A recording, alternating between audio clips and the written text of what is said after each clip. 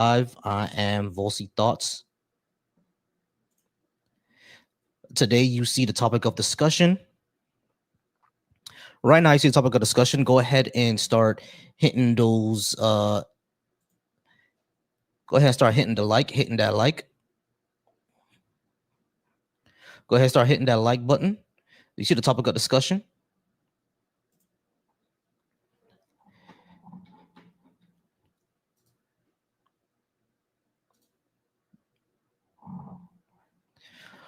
All right, we got somebody coming up. We do got a guest. All right, guest, give me a second. I just got to go ahead and open up my call-in line so we can go ahead and. All right.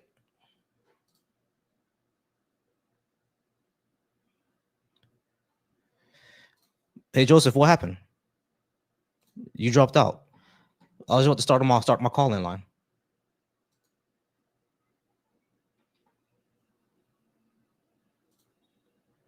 What happened, Joseph? I was about to start my call-in line, but You are connected as the host. Welcome, host. You are now in the host room and can manage your callers from the call-in studio web interface. What's going on, Trust? What's going on, Trust? Hey, Trust, I'm gonna try to get into your live soon, but I haven't been able to lately, but I'm gonna try to get you live soon. All right, Trust. Hey, Joseph, how's it going, Joseph? Are you at least 18? And did you disagree with anything I have on the board? Yes, sir. All right, cool. What did you disagree with? Let's have I'll put 15 minutes on the clock. We'll have a 15-minute discussion. What did you disagree with? Where are you from? I see your flag. I'm from Florida. That's not a Florida flag. Yeah, we don't usually have flags of our state. We have flags of our cultures. My parents are from Haiti, and they came over in the 70s. Okay, bet. So you were born in Florida? I was born and raised in County of Dade. Hey, Dade County, baby. Mm-hmm. Miami-Dade. Yep. So you said you disagree with something I had being born in Florida. What'd you disagree with? This is a fact that can never be taken away from you, right? Say that again. You being born in the beautiful Miami-Dade County, this is a fact that can never be taken away from you, right? Correct. But it doesn't matter that you're from Miami or from Miami-Dade, right? Because even people in Jacksonville also know this fact, feeling too, right? And they're not from Miami, right? And okay, people from okay. So where are we trying to get to here? Because I'm not sure what you're trying to talk about. You disagree with something I had on the board, right? What did you disagree with? Yes, sir. Number 4. Number 4. Can you give me a good reason to believe in a God? Yeah. I don't think there's a good reason to believe in a God. What do you think the good reason is? I bet. And so keep in mind, it doesn't matter that you're from Florida, right? Because people in Australia can also relate to this, right? Can you tell me a good reason to believe in a God? I'm still not getting to what you're talking about, brother. Yeah. And just know that this fact can never be taken away from them too. But just know that they weren't born in Florida. And my kids and their kids and their kids and their kids also know this fact feeling too, right? But who knows if they'll be born in Florida? Maybe they'll be born in Arizona, maybe Saudi Arabia. Okay, maybe.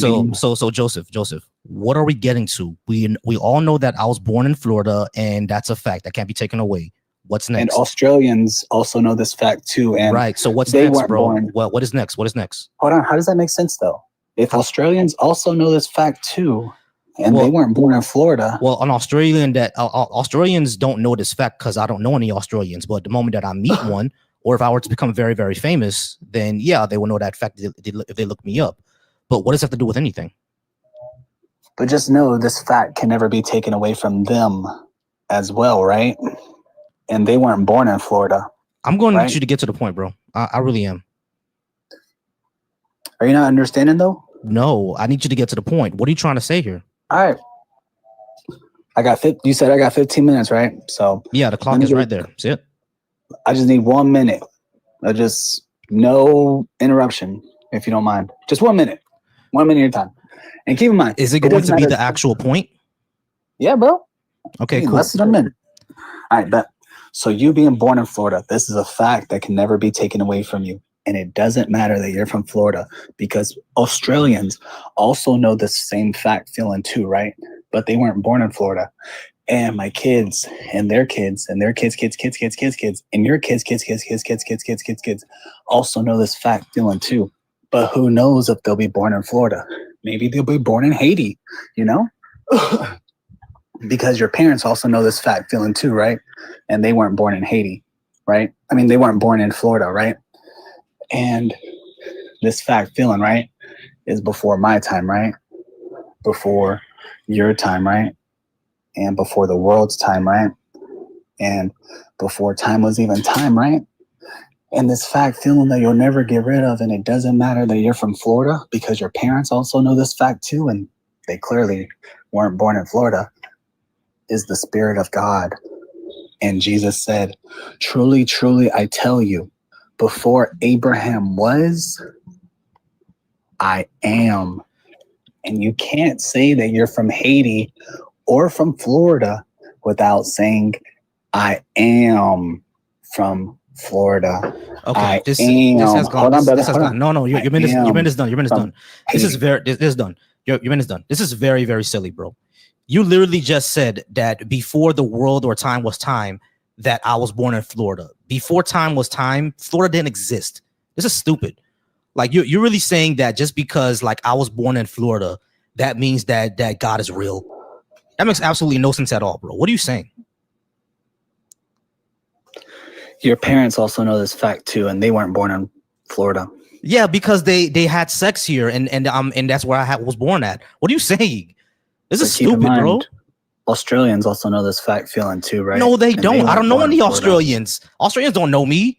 I am not that famous, bro. No, keep in mind, we're not talking about you. We're talking about the fact now, bro. This fact feeling. Yeah, if I were to meet an Australian, if I were to meet an Australian, then yes, they will be able to know that I was born in Florida. But that doesn't mean that Australians all of a sudden know that fact. They will have to meet me first.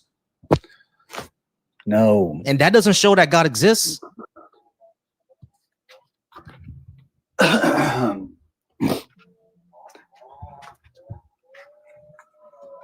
Even people in Iraq also know this fact too. How does this show that a God is real? You need to get to that point. You haven't gotten to that point yet. You're simply saying that I was born somewhere, therefore God is real. That's stupid.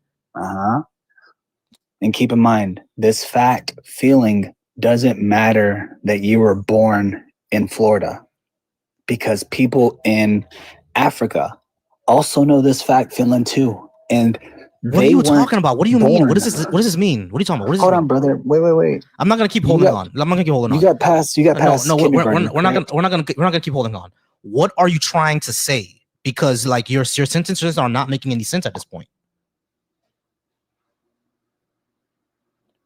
You're simply saying I was born somewhere, therefore God exists. That's nonsense.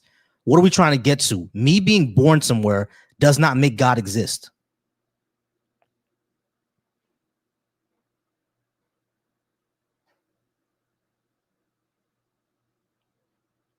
You there? You there, Joseph? All right, so Joseph dropped out. All right, we're gonna go ahead and I got a super chat, which I really appreciate. All right, so Resist sent me, thank you for the $1.99. Resist, I appreciate that so much. Resist is always here, always helping me out, and I do appreciate that. All right, so thank you to Resist for the super chat. All right, guys, we're gonna go ahead and keep it moving. If you would like to talk about what I have on the board, definitely go ahead and come on up. I'm just gonna go ahead and get rid of this real quick. We don't need that anymore. All right, let me look at this in the studio view. All right, y'all. So, like I said, if you'd like to talk about what I have on the board, go ahead and come on up. You can go ahead and hit the guest request, or you can use the call in if you don't have guest access yet. So now people are able to call in. Over on my YouTube, I see someone says something about the Sumerian tablets. So, what about them? So someone over my YouTube said what the Sumerian tablets, and I'm asking what about them. I'm assuming you're saying that's a good reason to believe in a god, but I wouldn't agree with that. If you're watching over on the Deconstruction Junction, I appreciate you watching there. I'm gonna be live for some time. I'm gonna be live for some time because it's early. It's about 3 to 4 o'clock. I'm gonna be live to maybe about 6 or 6:30. If we're gonna be live to about 6 or 6:30, let's go ahead and pump up those numbers. Let's get the views all the way up there, and we'll go ahead and keep it moving, keep it talking. I'm going to go live also tomorrow. Around the same time, around 3:30, I'm gonna hit up Black Atheist Rants. Maybe we can go ahead and go live together with Black Atheist Rants, and I'm gonna see if we can go ahead and do thoughts and rants again. We were rolling, but something personal happened with Bar. I do hope he's okay now. I'm assuming so, and we'll go ahead and go live with him. I'm gonna see if anyone is over anywhere else. All right. I see some folks watching me from Instagram as well. I appreciate you watching me on Instagram.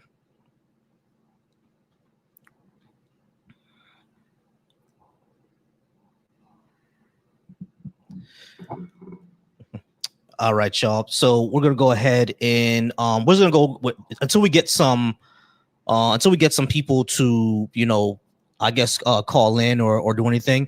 We're gonna go ahead and I was gonna go ahead and explain some of my positions. Yeah, I don't believe America was ever great. The reason why America was never great is because we actually never lived up to the principles that America set out to live up to, which is justice, equality for all, liberty for all, opportunity for all. We never lived up to those principles, so I don't believe America was ever great. I think leftist policies are better for society. Things like universal healthcare, things like universal education, things like guaranteed housing, zoning laws that don't restrict the amount of homes that are going to be built, living wage tied to your area, heavy investment into public transportation and walkable cities. Investment into nuclear power. I think all those things are better for society, and they've been shown to be good for society. Reparations for Black Americans. Of course, that's the most controversial one probably on this stage because people for some reason don't think that Black African Americans should get reparations, but they absolutely should. Not only for slavery, but for Jim Crow, for redlining, for the war on drugs. Reforming our entire education system, reforming our criminal justice system. Those would be reparations. I don't believe in a God. I don't think anybody can give me a good reason to believe in a God. I grew up Christian. I was a Christian for maybe 20, 25 years. I grew up Christian. You know what I mean? I was baptized in the Holy Ghost and all that other good stuff. But I don't believe anymore because I realize I don't have actual good reasons to believe. I think faith is unreliable because faith is basically a coin flip, so it's unreliable. And yeah, abolish ICE. Go Canes, fuck ICE. If this past couple of days haven't shown why we should abolish ICE, then I don't know what would.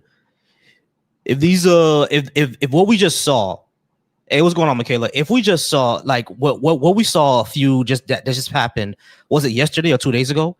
If what we saw yesterday or 2 days ago doesn't show that ICE is completely incompetent and doesn't need to be out here like doing anything, if we're even gonna have an organization like that, the one that we have now is of course just Gestapo at this point, untrained Gestapo at this point. I don't know what will. We should just abolish it. You know what I mean? Not only are they out here basically unaliving people, there's stories of ICE agents abusing children. And I'm talking about Epstein type shit. Yeah, I mean, that's what I'm talking about. I'm talking about Epstein type shit. Yeah, I mean, there's ICE agents who do that. So should we? I don't know why we shouldn't abolish it. Like there's that should be the reason alone to abolish them. You know what I mean?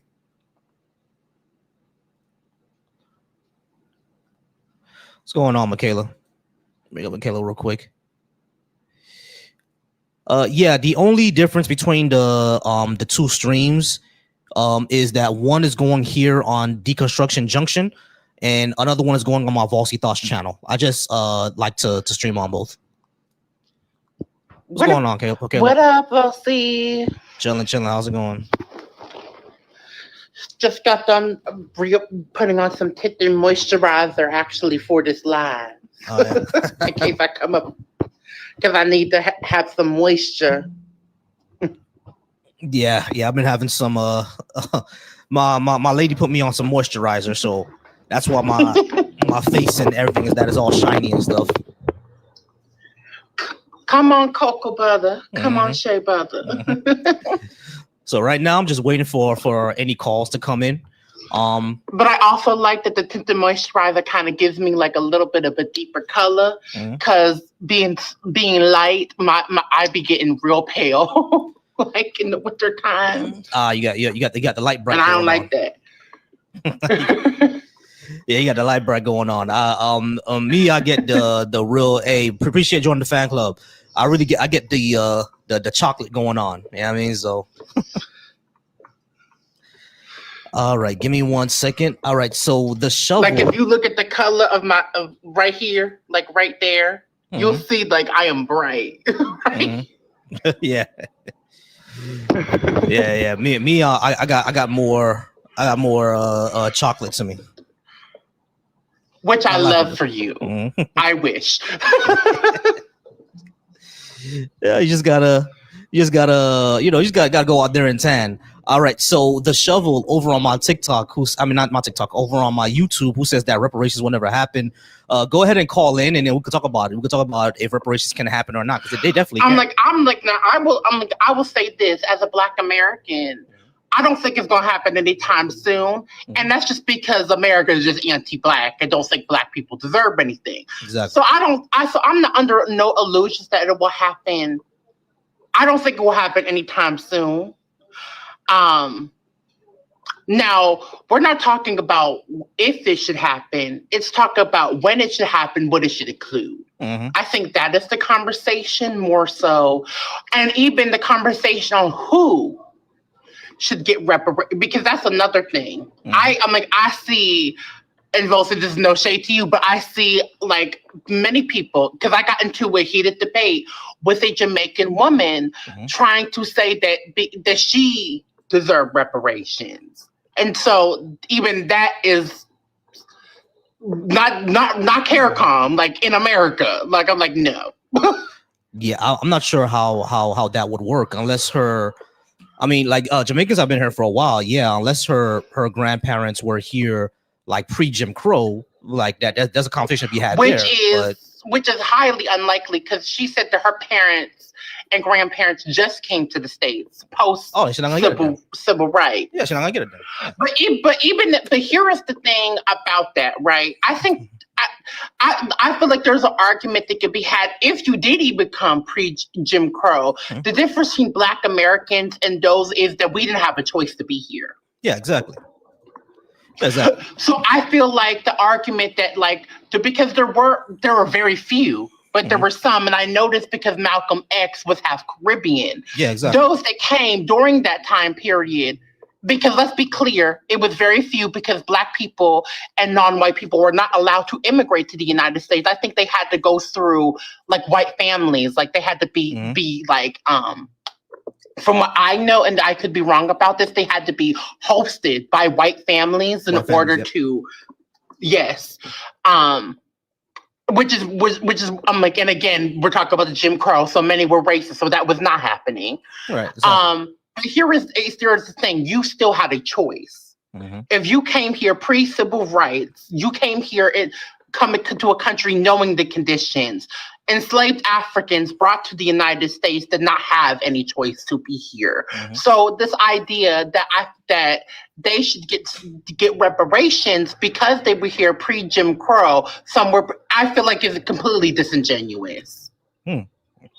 That's a conversation to have. You know what I mean? I never really get into it. I always kind of assumed that the people who, like, if they were West Indian or African, they came here before Jim Crow and went through all that, maybe they can be included. But I always said that should be up to the reparations activists and Black Americans to see if they'll be included or not. But you said is compelling. And it could be a conversation, but I'm voting no.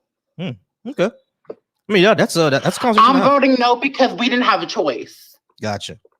Yeah, that makes sense. And I feel like, yeah, because we didn't have the choice. Like if Black Americans in large were to have came to the Caribbean, let's say if it was the other way around and Black Americans came to the Caribbean and they were going through Jim Crow and stuff like that, I would not argue that those Black Americans would deserve it because they did not come. They came there willingly. Yeah, gotcha. We got a call.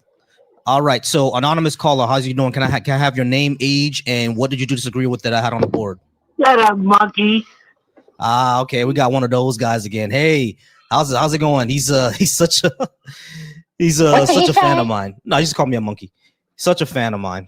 Wait. Oh, girl. Oh, wow. And because he did that, now I got restricted. For some reason, I got restricted. Your live is flagged for misinformation. Oh, wow. Someone is reporting the live, y'all. Someone reported my live for misinformation. Wow. So you can report it. And amazing. That is amazing. I just got reported for misinformation, y'all. Amazing. Well, I want to know what information that you have been spreading, Volsey. What misinformation have you been spreading TikTok? I just want to know because I see lots of lives actually spreading misinformation. Yeah, exactly. I see plenty. Weren't these prime example in 2020? Weren't they all over this app? The MAGAs spreading misinformation that the election was stolen. Is that not misinformation to spread on TikTok? Yeah, exactly. Oh my goodness. They spread the entire thing about the the election, but I'm the one who's promoting misinformation. Wow. Amazing. Even now, like, by the way, they still going with that lie. Oh yeah, they still going with it. They still going with that lie. Despite the fact that it was recounted on multiple times and nothing was found. Man, amazing. It's that's amazing. White privilege for you. You throw a tantrum and and the whole world has to stop. Yeah, exactly. All right, let's see who is coming up. How's it going? What do we call you? Art? I'd rather just stay mysterious for now. All right, cool. We'll call you mysterious. All right, so are you at least 18? And did you disagree with something I had on the board? No, I'm just here for the vibes. Kind of like your vibe, yeah. Okay. I mean, we're here. We're trying to debate. All right. So, I'm like friendlies. You'll come up. I promise we'll invite you up a little bit later. Up if Volsey allows. Yeah. Oh man. Oh, here we go. The racists are. I mean, yes, it's a great vibe over here. It is a great vibe. We got to debate. But we are looking for debates.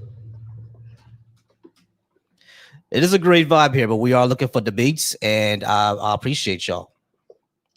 Oh no, I'm like mysterious. Like you could come up like later though, like later after we get through some debates, and hopefully we don't have another racially charged. Ain't that funny? The black person gets a warning for a racially charged comment. Yeah, exactly. Funny how anti-blackness works. But no one else gets charged with the racially charged comments. All right, so over on my YouTube, I can't tell you how many times I cannot tell you how many times I've been called the N-word on this app. All type is. I'm like. All the time. Stop it. I'm like when we'll stop talking about it, when we stop being marginalized because of it. Yeah. That's when we'll stop talking about it. Because it still has an effect on us. That's why we talk about it. All right, y'all, over on my YouTube, everybody who's asking me, give me a good argument for this, that, and the third. I'm not going to talk to the comments. Just go ahead. We're not over here talking about. Oh, you talking about it is the same as because you know how the gaslighting they like to do now, right? Us talking about it is keeping the hate like, no, that's not what's keeping the hate going. Us simply talking about it, like that whole "I don't see color" foolishness is foolishness. Because here is the thing with that, even too. We've never said that we didn't want you to see our color. We said we didn't want you to oppress us because of it. Yeah, exactly.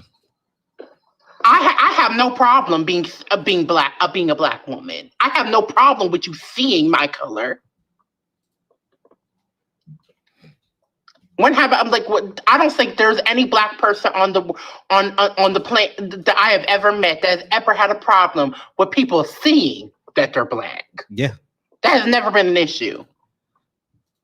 Yeah, I don't mind you seeing that I'm black. That's not an issue. But you can go ahead. But to be mad at me because I am, it's kind of crazy, ain't it? All right, we do got a caller. All right, Anonymous, how's it going? Are you at least 18? And did you disagree with something I had on the board? Also, let me get your name. Caller, you there? Y'all call and y'all drop. I don't know why y'all do that for. Call and drop. I don't know why y'all do that for. It's giving. I'm like, it's giving another fan. Yeah, it probably is a fan. It probably is a fan. All right, so everyone who's talking over on my YouTube. I initially did not hear the MCon. I'm trying to use TikTok because I don't even know if I say that word, if they will flag us. Yeah. So anybody who's I'm skimming the like over on my YouTube. I'm just skimming the comments. I'm not reading them all because I'm doing something else, making sure that my stream stays up.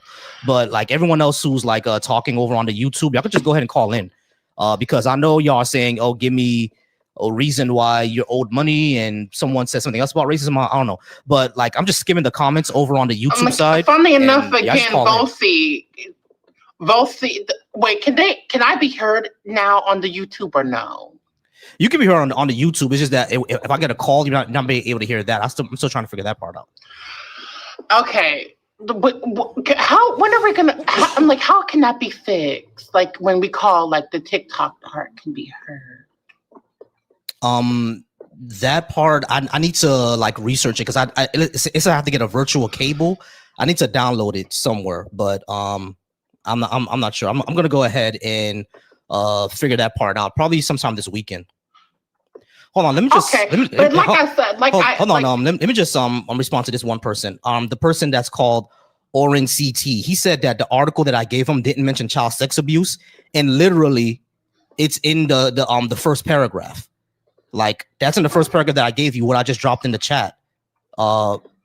Orion, I think is your name is. Like that's literally the what I just checked in the check. 1/4 of children reported physical abuse, including sexual assault, the use of stress positions, and beatings by Border Patrol agents. So yeah, there are reports that ICE is abusing children. Like it's literally. Okay, I was just about to ask you. I was just about to ask you what the context was. But there's always. The funny thing is, this is not debatable because there's always been reports of ICE agents abusing children. Yeah, exactly. Like that has always. I'm trying to use TikTok friendly language because I know your live is all. But yes, there's always been reports of child AB against children in ICE custody. Yeah, exactly. I haven't forgotten. I'm like a few years ago they were keeping children at the Mexican border in fucking cages and starving them. Like there's always been reports. There's always been reports of that. All right, so okay, give me 1 second because we do got another caller. All right, so another anonymous caller. Are you at least 18? Let me get your name, age, and what did you disagree with me? Hi, I'm 33 years old. I will keep my name anonymous because I do serve in the military, so I don't want to put that out there. I do disagree with number 2, where it said the leftist policies are better for our society. I do disagree with that. All right, great. So give me okay, hold on. Give me a second. All right, so we're gonna talk for about. I'll put the count down about 15 minutes. All right, McKay, like I said, you'll be able to hear him, but he's not gonna be able to hear you. I still gotta figure that part out. All right. Okay. So so anonymous, we'll just call you Joe. All right. So When I talk about leftist policies, the policies that I'm talking about. By the way, if I have to run, I'll be right back. No problem. Just be aware. I got you. All right. So anonymous, the policies that I'm talking about are things such as universal healthcare, universal education, investment into like nuclear power, investment into walkable cities and infrastructure, living wages, less interference overseas. Those are the policies that I'm talking about. How are those not good for society? Well, the biggest one that I understand what you're talking about, but for example, we have Jasmine Crockett, right, running for the U.S. Senate in Texas, correct? I don't know if you follow that or if you've been following that. I feel like they're trying to give her these leftists are trying to give her the same treatment that they gave Kamala Harris, where we had a overly qualified Black woman to run this country and govern this country. I believe that if she was elected, I do believe that we wouldn't have had the issues that we currently have now. All right.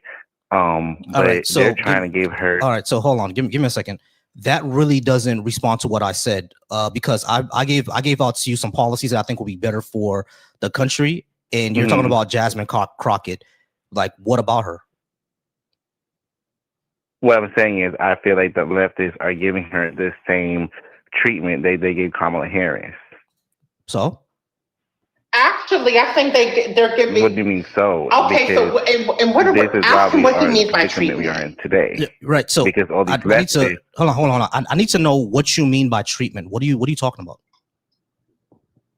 Okay, so with Kamala Harris, right? One of the biggest things was these leftists, they got against her because of this whole Gaza tobacco, right? Literally 3 days after. Okay, so I see what you mean. So the whole Gaza Palestine thing has become a flashpoint on the more left side of this country, right? Yeah, that's become a flashpoint on, are people going to support you or not? I get it, and I do agree that y'all, we have to be pragmatic, right? Like, we can't do anything about Israel Gaza now. We have to put people in a position who are going to be more likely to stem against that. But that's not really a policy. That's really white leftists getting online and placating or virtue signaling. That's not really a policy. I wouldn't say it's all white leftists. I wouldn't say it's all white leftists, because a lot of people because in Kamala Harris's book tour, if you see the hecklers that were in there, they were not all white leftists. A lot of them were Black leftists. No, I agree with you. There are a lot of people that weren't colored. No, I got you. I agree with you. So especially with the whole thing that's going on about Venezuela. So Joe, hold on, Joe. Listen. I agree with you on that, right? A lot of leftists do purity testing. That's a huge issue we have on the left. I do agree with that. But when I talk about policies, I'm not talking about like how people behave towards each other. Even on the left, all of us I keep saying, like, listen, y'all, we got to stop doing this whole purity testing and splintering off into 7 different parties. And there's the DSA, the RSA, the RSVP 6, like all these things right there. Like, that is annoying. Like, we all agree with that, right? But I find the left. As an independent, I find leftists to be extremely annoying. Right. So, like, okay, all of that. We talk about that. Yeah. So all of that is extremely annoying, right, Joe? So what I'm saying is that still, that even that being the case, the policies that I'm bringing forward, those are still better for society. How we all unite is one thing. But how they're not. Okay, so tell me how. If you give me a moment to speak, I could tell you how. I can give you a moment to speak, but don't go on how people are treating politicians. I don't care about that. How is universal health care bad for society?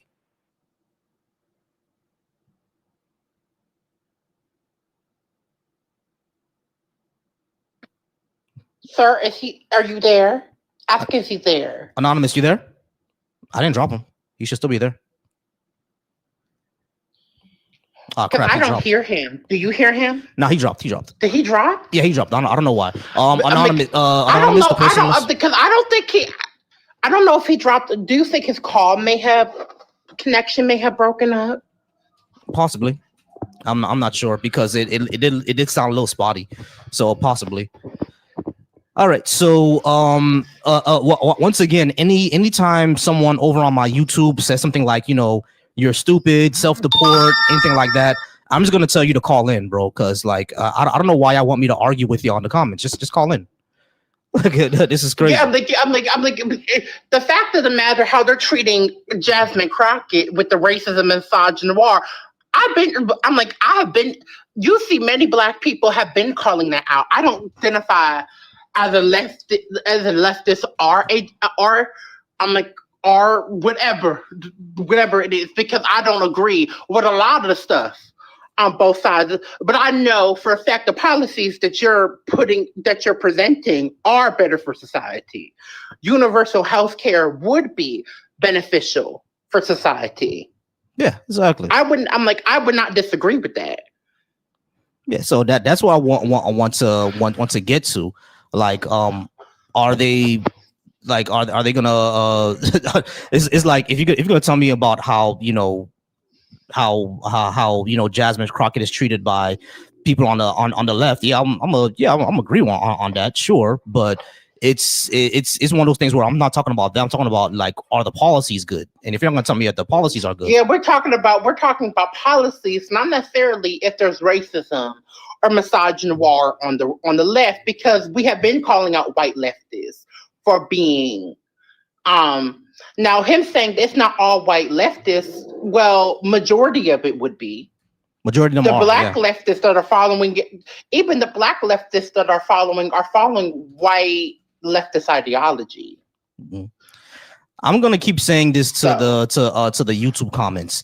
Call in, bro. Why do y'all keep expecting me to argue with you on the comments? Just call in. I'm not gonna keep doing that. Call in, bro.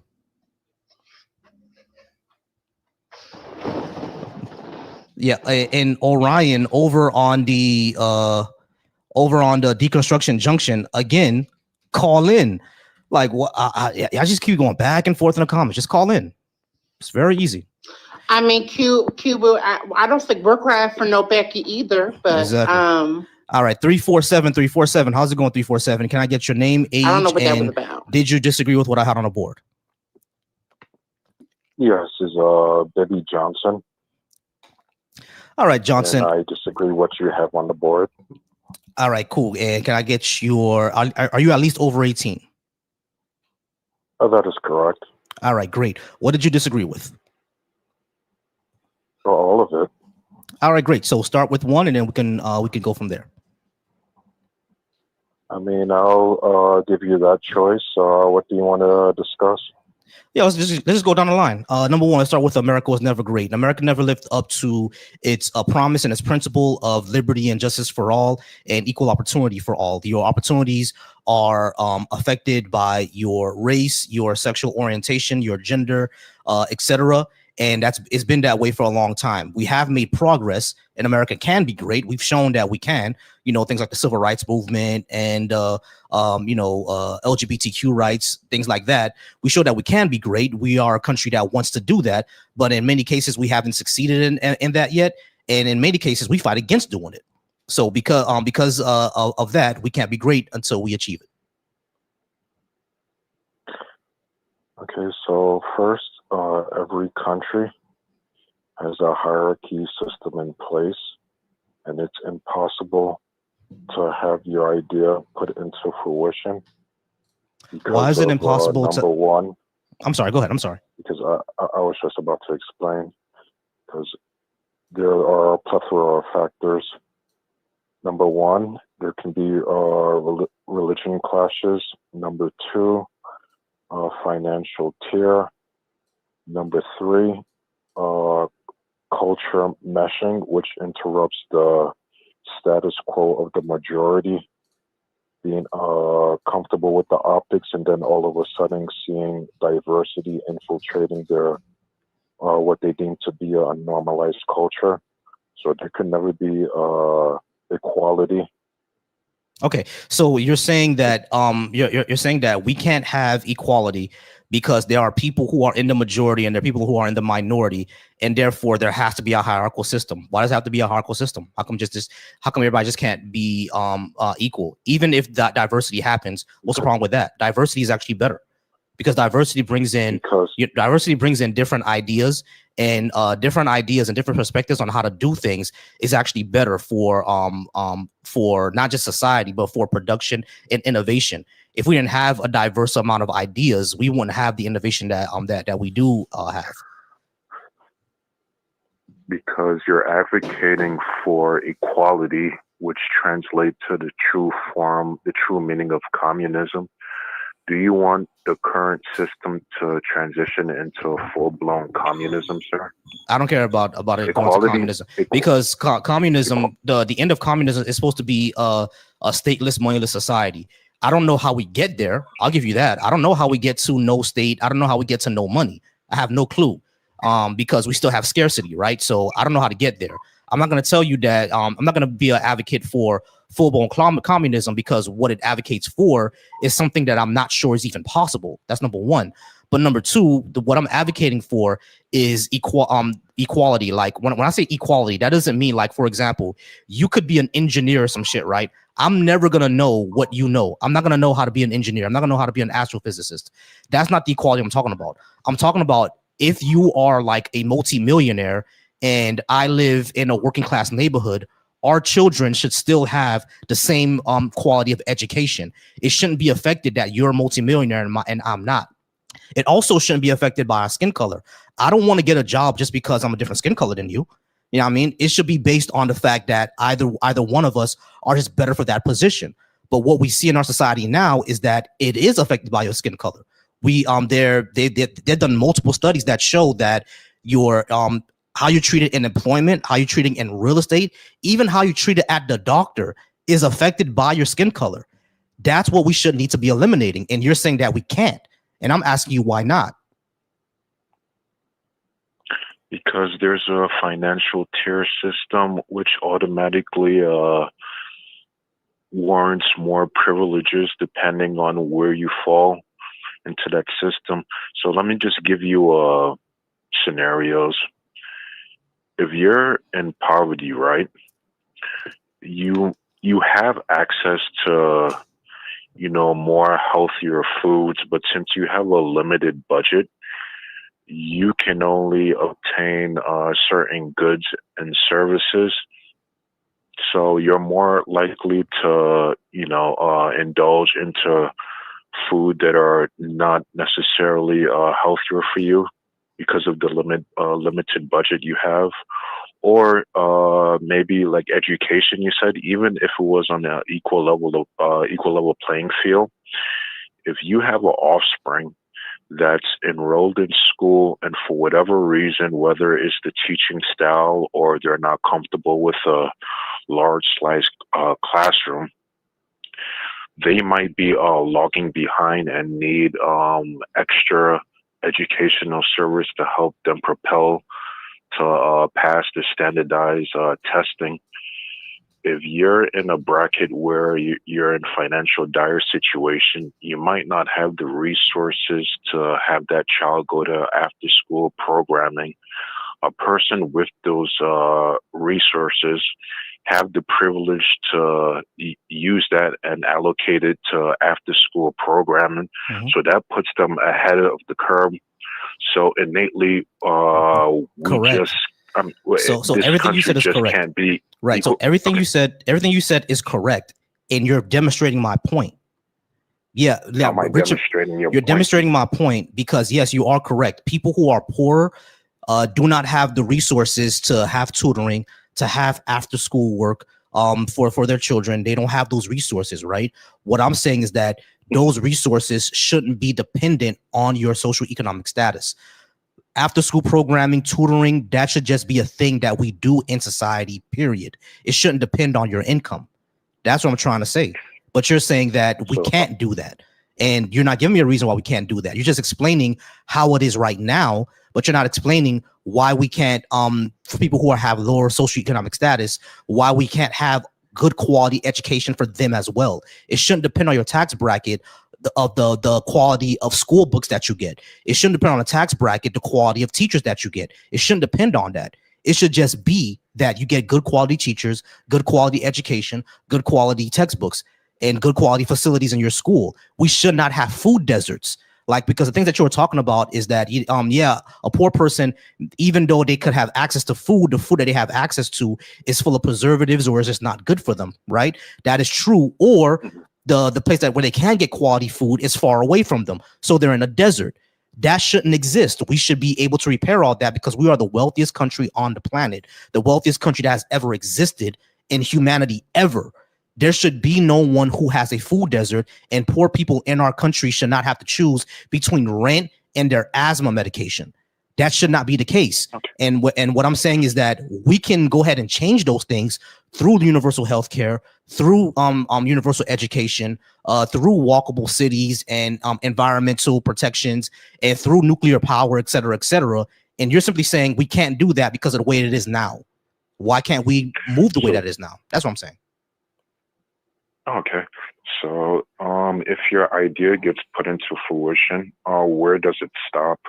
Like, do you also want equal opportunity, such as extracurricular activities? Do you want that to get subsidized as well? Because children also need hobbies, right? It can't just be strictly education. You know, other things are plays into how they're developed and how they're be able to cohabitate with society and be a productive member. So No. do you want that to be on a equal level playing field as well? Extracurricular activities have nothing to do with equal playing field, bro. Like, not everybody's gonna want to play football. Like, what are you saying? Okay, so what about I'm trying to give perfect examples. So say if you're in a poverty neighborhood, right, and there's extracurricular activities you don't want your offspring to get involved in or be susceptible to, there's going to What does that have to do with the conversation? there's going to be a paramount of extracurricular activities in place in order to occupy that child, so they won't be susceptible to nefarious activities from outside factors. Am I correct or wrong in that? Okay, so you're saying that if we're in a poor neighborhood, then there should be like programs out there so kids wouldn't go out into the street and get into, like, be around like nefarious people. Is that what you're saying? That those type of programs should exist? Yeah, I'm not saying there's a causation. I'm saying there's a correlation. Now, I'm trying to prove my point that we could go down this rabbit hole. Now, like, where does it stop to make it an equal level playing field? Because that's what you're suggesting. When we all have equal access to the same quality education, equal access but to everyone healthcare. does have equal access. We do not. No. Poor Poor areas have worse schools than richer ones. We all know that. Sir, everyone has access. What you're meaning is, can they afford it? That's what I'm saying. It should not be based on affordability. Like, So a you hate kid living in Beverly Hills should not have a different quality education than a kid living in South Central LA. But they don't have a different quality of education. Yeah, they do. This has been studied several times, bro. Okay, can you please explain? Can you please go into intricate details on how they have a different level of education? Because schools are funded by your property taxes. So poor areas are gonna have less taxes to fund their schools, which means they're gonna have more rookie teachers, even worse teachers who don't care. They're gonna have worse books. They're gonna have worse facilities and worse food because they can't afford it. Okay. So it should not be based on worse. Well, say that What again? do you mean by worse books? Isn't Worse, there like a meaning- standardized Stay on mute until it's your material that they turn. need to retain No. in order to pass the test? No. No, that's So what you don't get. The books. Hold on. Listen. Wait, This is what you're not getting. This is what you're not getting. In rich Go ahead. areas, the textbooks are actually up to date. Even in richer areas, sometimes those books can have misinformation, but at least they're up to date. Okay. There are schools in poor areas where their textbooks are in the 90s and don't even have Obama in it. You know what I'm saying? So that's what the issue that we're dealing with. You know what I'm saying? They're going to have worse off books, and the teaching quality is not going to be as the same because the teachers are not paid well, so they're not going to care. So you're telling me that, let's just say the subject math, right? The book could be written in 1952, and the privileged kids right now has a book that just came out in 2005. Is 1 + 1 still equal 2? Of course, 1 + 1 is still 2. Okay, so it's still gonna have. So whether that, it's right? outdated or not, they're gonna teach you the formula on how to get that answer. Right. So I'm confused as to.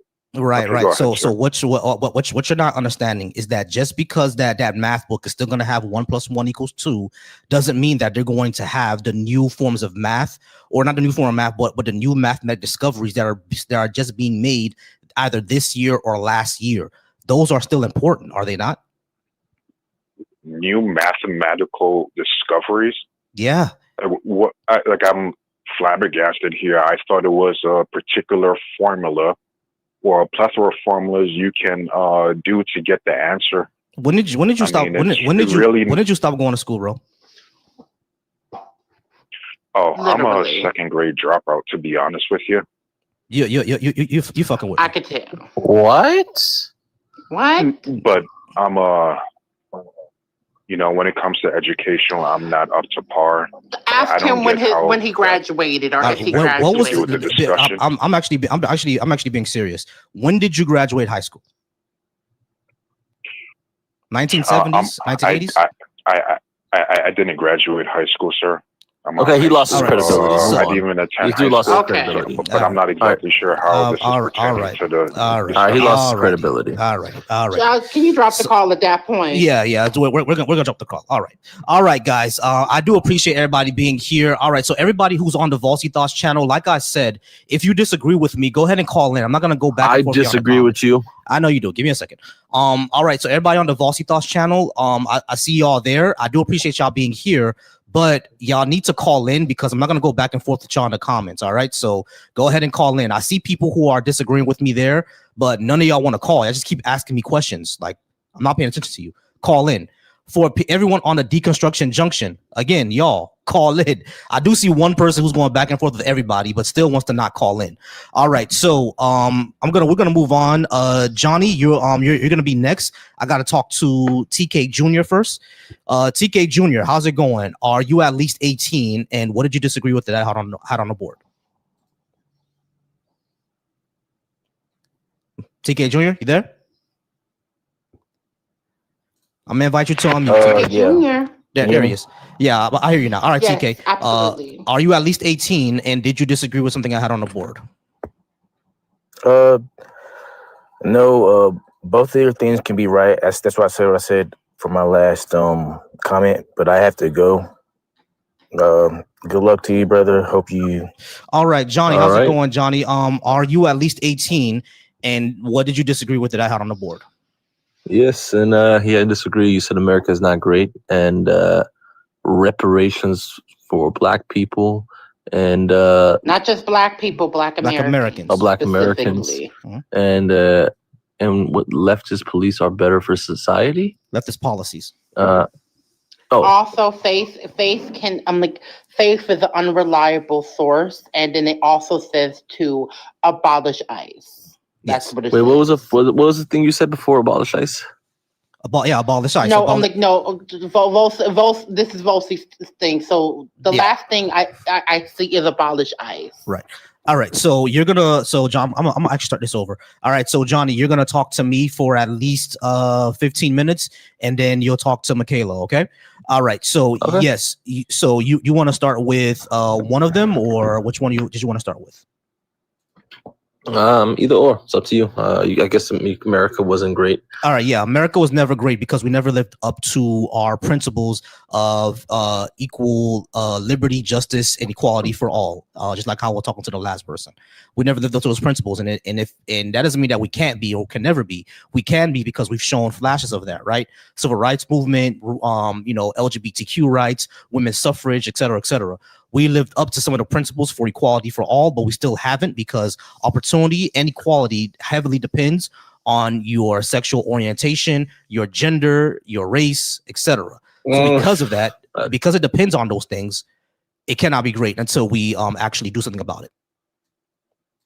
Well, if America's not great, I see you have the Haitian flag in your name. Why don't you go back to Haiti?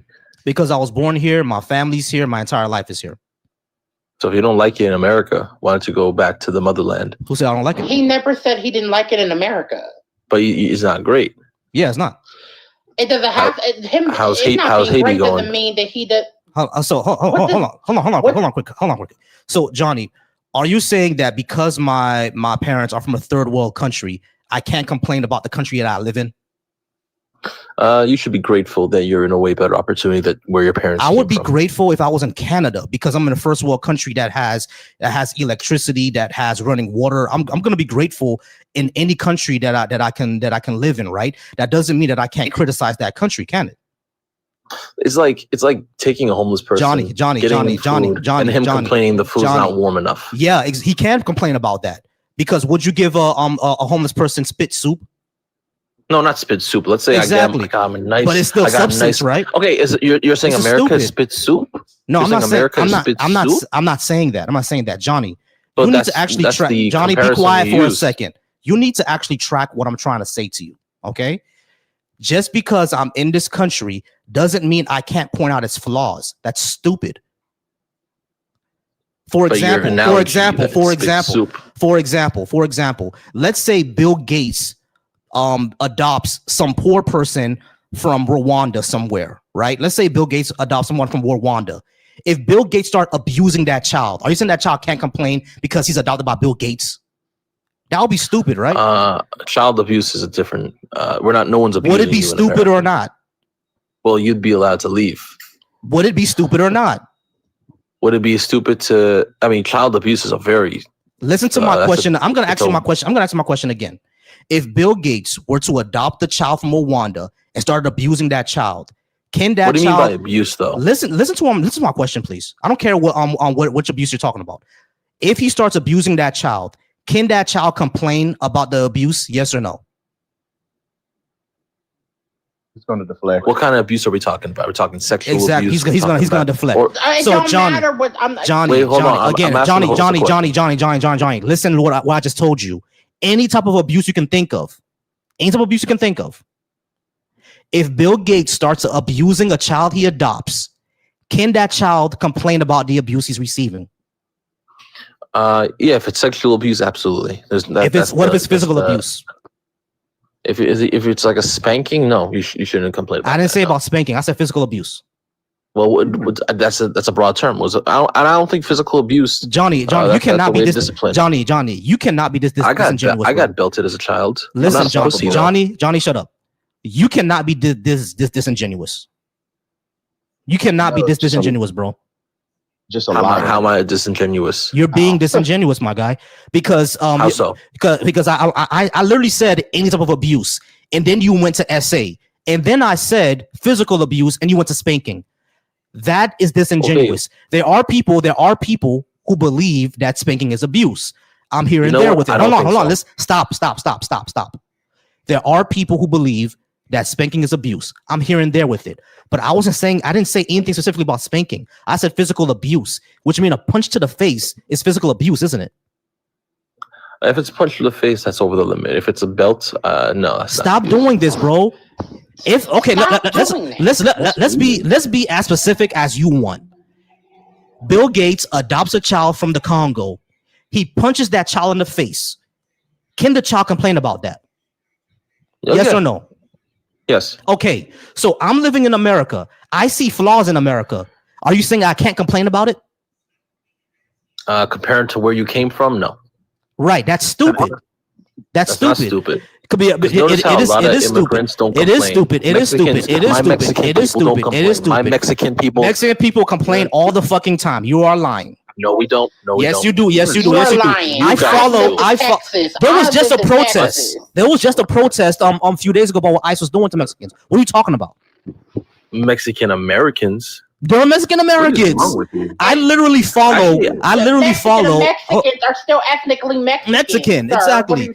So Johnny, I literally follow Mexicans on this account who always talk about ICE and racism. Always. Maybe They're the always talking liberals, about maybe it. the So maybe the you are Latinx lying. ones. So Johnny, I'm you not are lying. lying.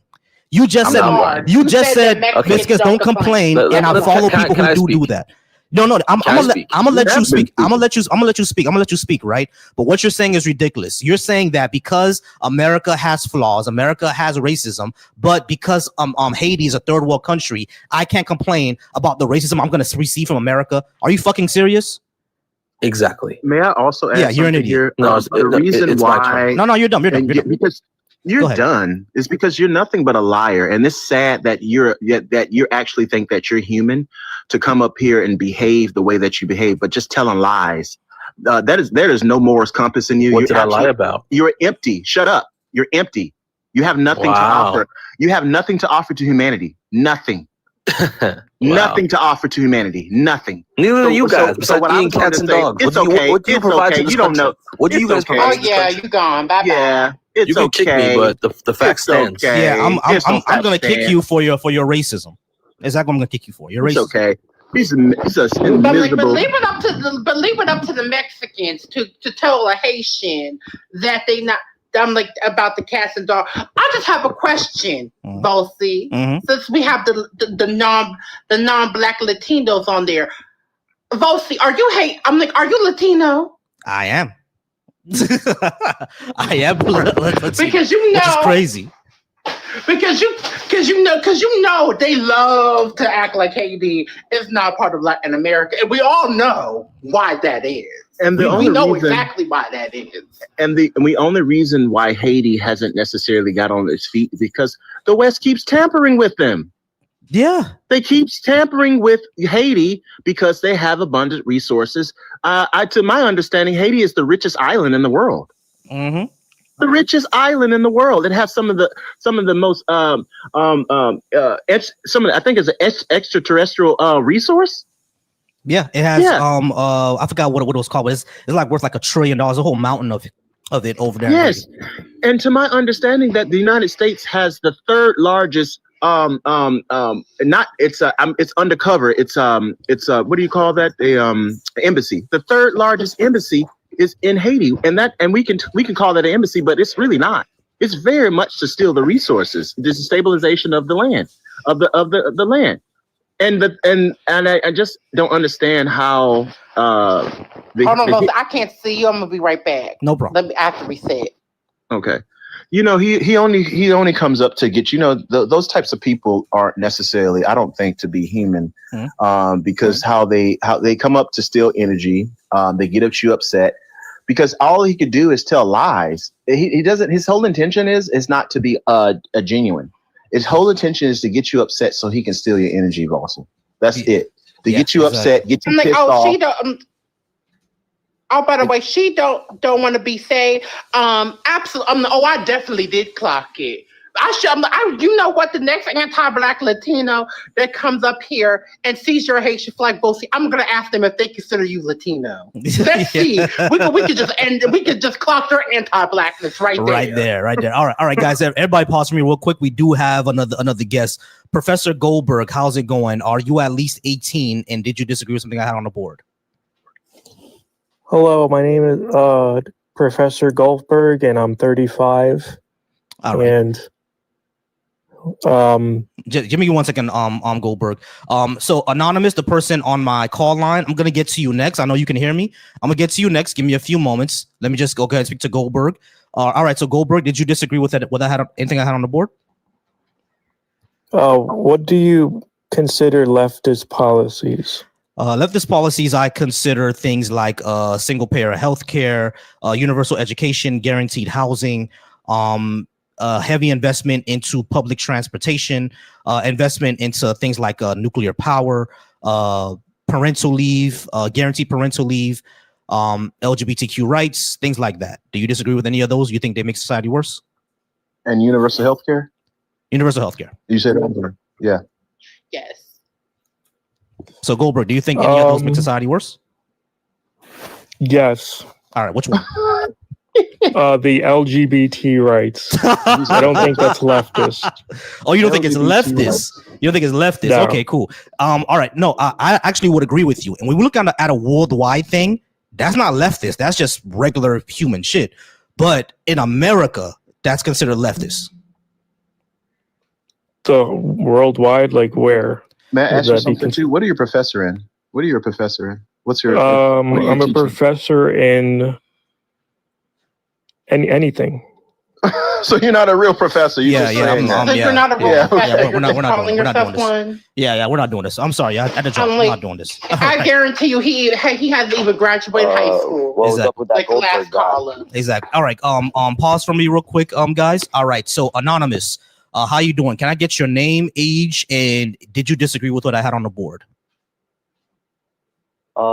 My name is Tommy. I'm 20, and I disagree with universal health care. Gotcha. All right. Pause for me real quickly. Gotcha. Pause for me real quickly. All right. So panel, Michaela and I'm sorry, your name is James? Oh, Jay. All right. So Michaela and Jay, I do apologize, but the caller is not going to be able to hear y'all. You're going to be able to hear him. I haven't fixed that issue yet. I will fix it by this weekend. I promise y'all. So just for now, if y'all can, please stay on mute. I promise when we get another opposition up here, I'll let y'all get to it. All right. But for my callers, I have to talk to them alone just for the moment. All right. I do appreciate y'all. Just stay on mute from each for just a moment. All right. So caller, can I get your name again one more time, please? Tommy. All right, Tommy. So was universal healthcare the only leftist policy that you disagree with, or were there more? Oh, that's just the one I disagree with, and that's the one I want to discuss right now, if that's okay. All right, cool. So yeah, I think that'd be better for society because what that does is that number one, it stops people from going bankrupt due to medication. And not only that, we have a perfect case that just happened just the other day where someone's asthma medication went from $59 all the way to $500. And because of that, he had to choose between his medication and rent. So he chose a place to stay and he died because of it. So things like that happen constantly in this country, and that shouldn't be the case. If we had universal health care, we want to have things like that happening. So that's just one of the examples where I think they make society better. People don't die choosing between their health and a place to stay. Yeah. Well, my big issue with universal health care is where are we going to fund medical staff and how are we going to finance it? We already have. I'm open to making society better, but just how are we going to finance it? And taxes, where are we going to get medical staff from? Taxes, like we always do. And medical staff are always going to exist because people want to be nurses, people want to be doctors for their own reasons. Medical staff are always going to exist. Are you saying if we go to universal healthcare tomorrow, all the doctors are going to quit? That'll be crazy. But my local hospital is already short-staffed. So if we're, going to do universal healthcare for everybody, how can we ensure there's going to be a quality to that? Because the VA, which is, universal healthcare for veterans, no, it's not. Historically, they haven't had the best treatment, to my knowledge. Number one, the VA is underfunded, and number two, the VA is not universal healthcare for veterans. Because guess what I am? A veteran? I'm a veteran. I don't get the VA. What branch, may I ask? Air Force. What did you do in the Air Force, if I may ask? I was an egress technician. Wow. Well, thank you for your service to this country. I really appreciate it. Not a problem. Appreciate you. But yeah, so the VA, the reason why I always say the VA is a bad example is because it's constantly underfunded. It's not even universal. A better example is Medicare, and Medicare has great results in it as well. It has a higher patient satisfaction. It has higher payouts, and it pays for most things as well. The only problem with Medicare, there's a 20% gap, and the only reason that 20% gap exists is because of racism. I'm not even being hyperbolic with that. That 20% gap exists literally because of racism. The people who put it together didn't expect Black people to live until 65 because back then the life expectancy for Black people was 57. So that's why they made it 65. And they said even if it is even they do make it 65, they're poor. So let's put a gap in it. So therefore we'll only pay 80%, and the other 20% they're responsible for, and they're not going to be able to do that. So they'll die not being able to pay that 20%. That's literally the only reason why Medicare is 65 and has a 20% gap, because of racism. It was going to be universal. Wow. Yeah, I mean, I think racism is horrible. Should be condemned completely. Mm-hmm. So yeah. No, but I see what you're saying. I totally understand what you're saying, but when has universal health care worked in the country? You know, because keep in mind, I'm kind of steelmanning you here. I'm not like directly opposed to universal health care. I just like, can you give me an example of when it's worked in the country? Yeah, sure. Canada, France. Well, the UK is a bit of a poor example because I don't like the way they do it either, because everybody just works for the government there, which is I don't think is a good way to do it. But yeah, Canada, France, Switzerland, Finland, Germany, Japan, Taiwan, China. Yeah, you know what else is crazy? You know what? Cuba. Cuba You is know a what good makes example. all those countries the same? You know what makes all those countries the same is they have an ethnic supermajority of whatever. You know, in China they have the ethnic majority of the Han. It's like a supermajority there. In France they have a supermajority of the French, but in America we don't really have a supermajority of anything. We have a majority, but it's not a supermajority of anything. I mean, France necessarily. I don't think France is comparable to us when it comes to like the diversity of their country, right? Because they don't really keep track of their like ethnic races, but like from what studies or what limited research has shown is that the majority of French are white, like around 75% is white, and another kind of, I think 12% is Arab or North African, and like another 10% is the Black French, right? People from Africa, like Senegalese. I would disagree. Congolese. I think France is a nationality and it is an ethnic group. It's a European. It's a European ethnic group. I agree with that. It's a European ethnic group. So yeah, hold on. Everybody who's okay. So what I would say, Tommy, is that over in France, it's still a majority of people who are white, right? But like it's still not like they're compared to us when it comes to their diversity, where they have a majority of white people and a minority of people of color, right? And a minority of Black people and stuff like that. Well, France only has like a quarter of the population of the United States. Yeah, 65 million. It's like 65 Can I million, ask the host? Can I ask you a question just for clarification? So I would I'd be honestly. I got you, Jay. I got you, Jay. See how it works in Hey, Tommy. America. Hey, Tommy. Give me 1 second, Tommy. Jay, what was your question? Oh yeah, take your time. So his stance is that where has universal health care worked, right? And you gave him these particular nations, but yet he's talking about ethnic groups. I thought his whole stance is that universal health care doesn't work, and he's supposed to explain to us how it doesn't work, but he gets to do that. But when you told him that these countries that they work in perfectly, I still don't understand why he's on this whole ethnic thing. All right, it's weird. Tommy, did you hear the question, Tommy? No, I can't hear anything. Oh yeah, he can't hear you. Y'all can hear him, but he can't hear y'all. So that's the problem. All right, so yeah, Tommy, a person over on my panel over on TikTok has a question, because your first question was you were saying that universal healthcare does not work, and you don't know anywhere that it works. I did give you examples, and then when I gave you examples, you shift from that to ethnic groups. What do ethnic groups have to do with anything, essentially? Because if it works in those countries and they're not ethnically homogenous, such as somewhere like France, such as somewhere like Canada, that shows that ethnic homogeny has nothing to do with it. It even shows that population size has nothing to do with it, because China has 1 billion people, and they have a majority of Han Chinese. They do have a majority of Han Chinese. I'm correct. It's a super majority, though. Right. Irrelevant, though. Okay, Are you saying then I can see that point for you? Yeah, right. So because you have to understand what's what I'm saying is that you kind of have to understand what's kind of silly here, right? America is not ethnically homogenous, but so what? Like, no, we're not. Right. So what? So it's just like, it's interesting to me. But also another question I kind of had was, it's like, no, do not let him do that. Do not let him pivot. Because like if it's universal health care for everybody, that's going to limit their freedom of choice. And I'm all about freedom of choice. And whatnot. All right.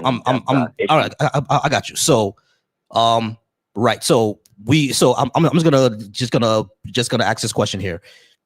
We agree that ethnic homogeny does not matter when under universal health care. Would you agree? I would agree because cool. Medical science goes beyond race. Exactly. All right. So that doesn't matter. But when it comes to, you said it limits their choices. We number one, we have limitations of choices right now anyway, because like I can go to someone out of network, but my healthcare may not pay for it. If you have universal healthcare, that's not going to exist. Pick your healthcare. Yeah. So but you can. But do you want to pick your own healthcare plan? No, I just want to. There's none. It's all the same. Right. So yeah, exactly. It's all the same. Meaning that if I want to go see a doctor in Georgia, and it's not going to matter on what my insurance provider says, I can go see the doctor in Georgia.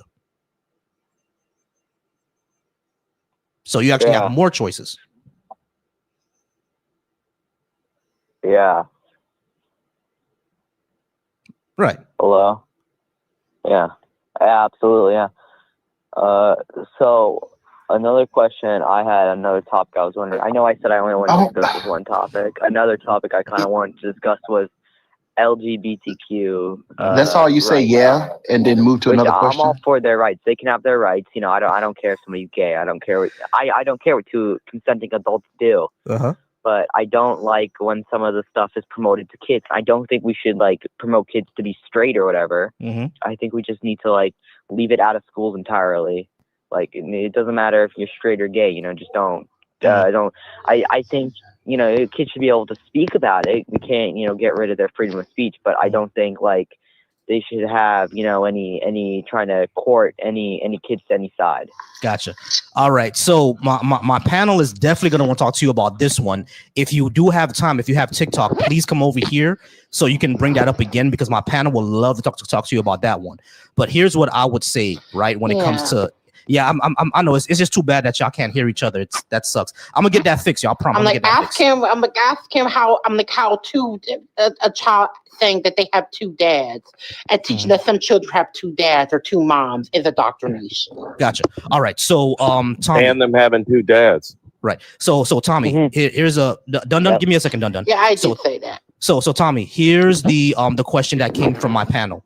They're asking, how is telling kids that some kids have two moms or two dads, how exactly is that indoctrination?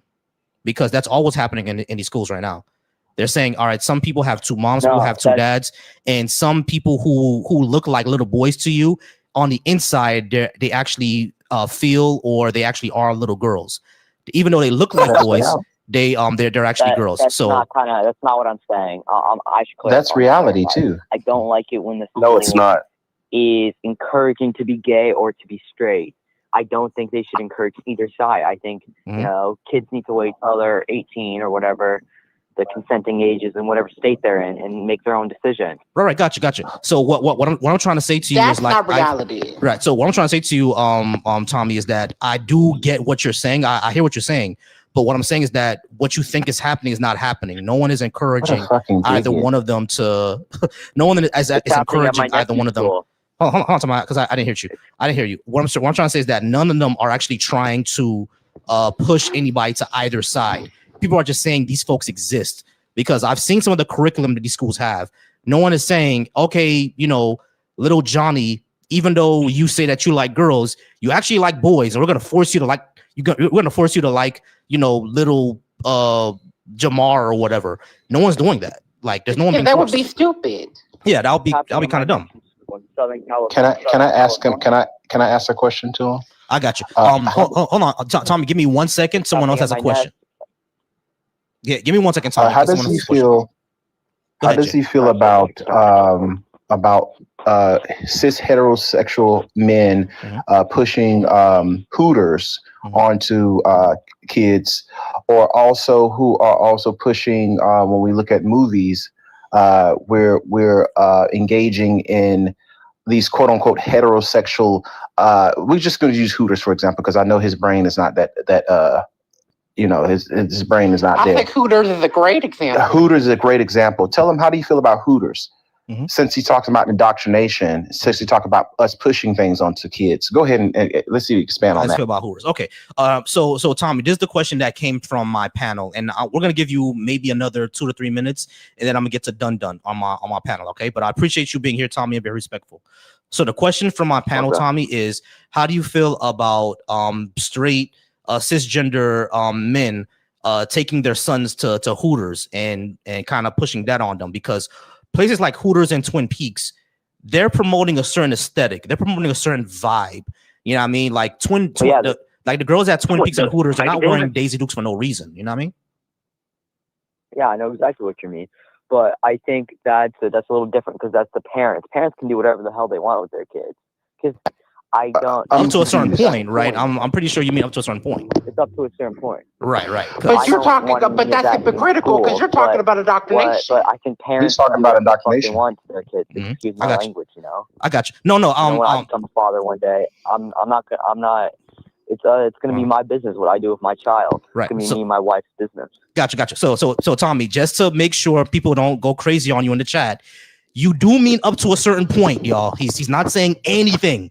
All right. So I'm gonna give you that. All right, Tommy. Yeah. We know what you mean. Your words exactly. Exactly. So we know what you mean. But when it comes to that, right, it seems like how my panel said, it seems your point now is kind of hypocritical because you're talking about indoctrination, and that right there is kind of indoctrination, is it not?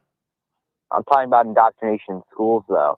Parents can do whatever they want. Whatever they want. It doesn't matter. Indoctrination is indoctrination. Oh, so it doesn't matter if it's the schools or not. So one thing going to a restaurant is indoctrination. Hold on, everybody pause. My panel. Everybody pause because he can't hear y'all. So by the logic that these people make, yes. Yeah, by their logic. By their logic, yeah. So pause real quick, my panel. I just gotta talk. All right, so Tommy, we're about to be out of time, but I just wanted to say that you're against it happening in schools, and I was gonna let you know that what you think is happening in schools is not happening in schools as far as I know from what I've seen. Now, if you can show, like there's any like curriculum at a school that is saying like you're not a little boy, you're a little girl, or telling kids, oh, little Johnny, you don't like little Johnny, you actually like little Tamar over here, then yeah, that's an issue. But as far as saying, sometimes Johnny and Sammy like each other, or sometimes Susie is not really Susie, she's actually Tamel, and I'm sorry, I'm coming up with different boy names and stuff like that. I'm not sure what to say, but that is what's happening. They're not saying that you have to be this way.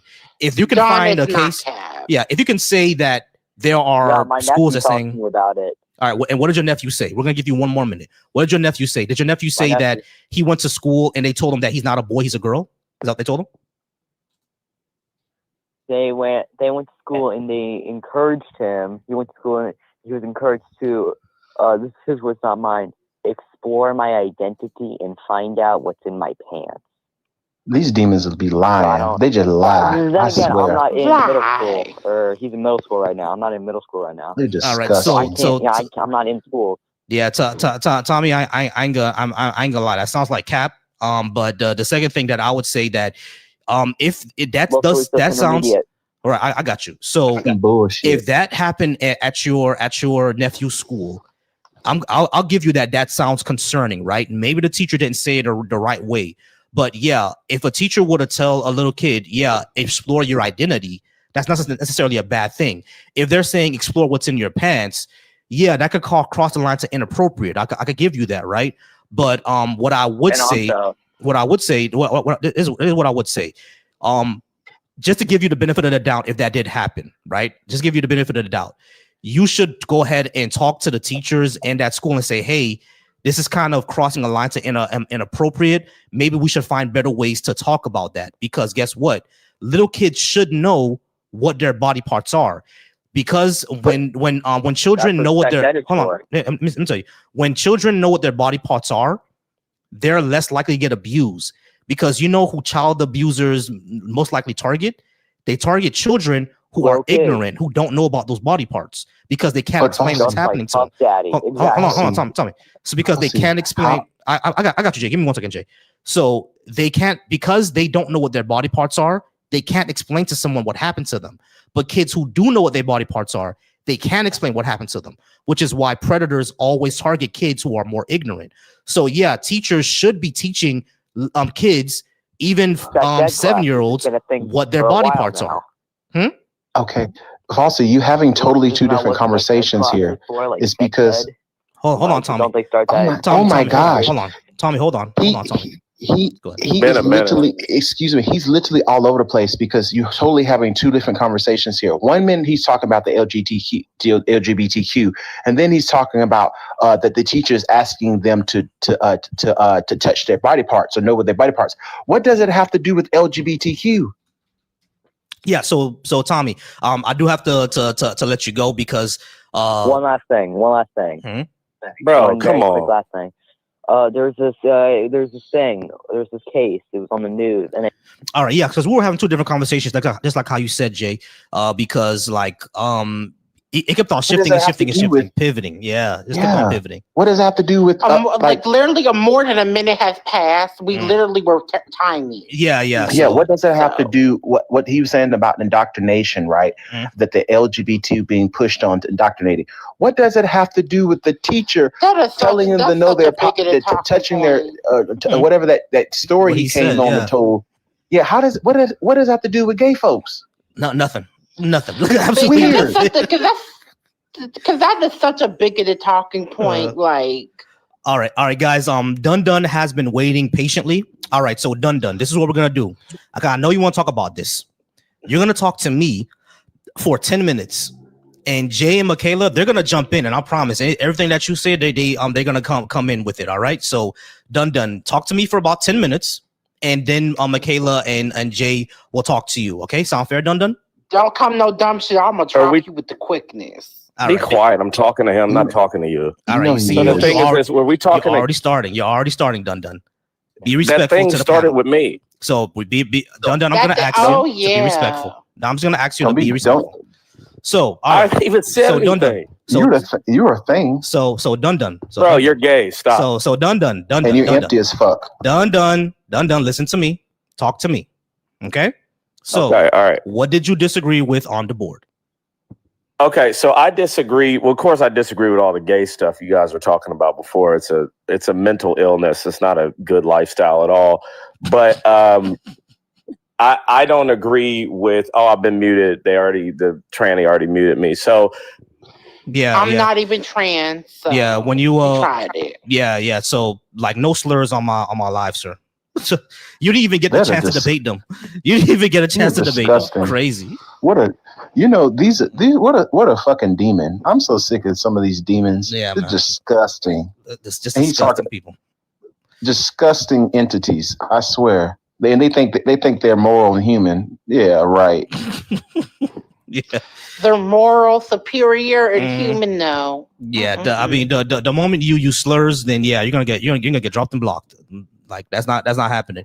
No, and I knew it was. Like, and mind you, I knew the bullshit was gonna come eventually. Yeah, I knew it was coming. I was just trying to give him a chance to maybe maybe actually have such a conversation, but he failed epically. the moment he said that I'm like that homosexuality was a mental illness already told me it was not going to be intelligent conversation because no, it is not. I just can imagine like existing in such hate. I can't imagine existing in such a volatile way of living, just constantly empty. You're angry with yourself because you don't know yourself.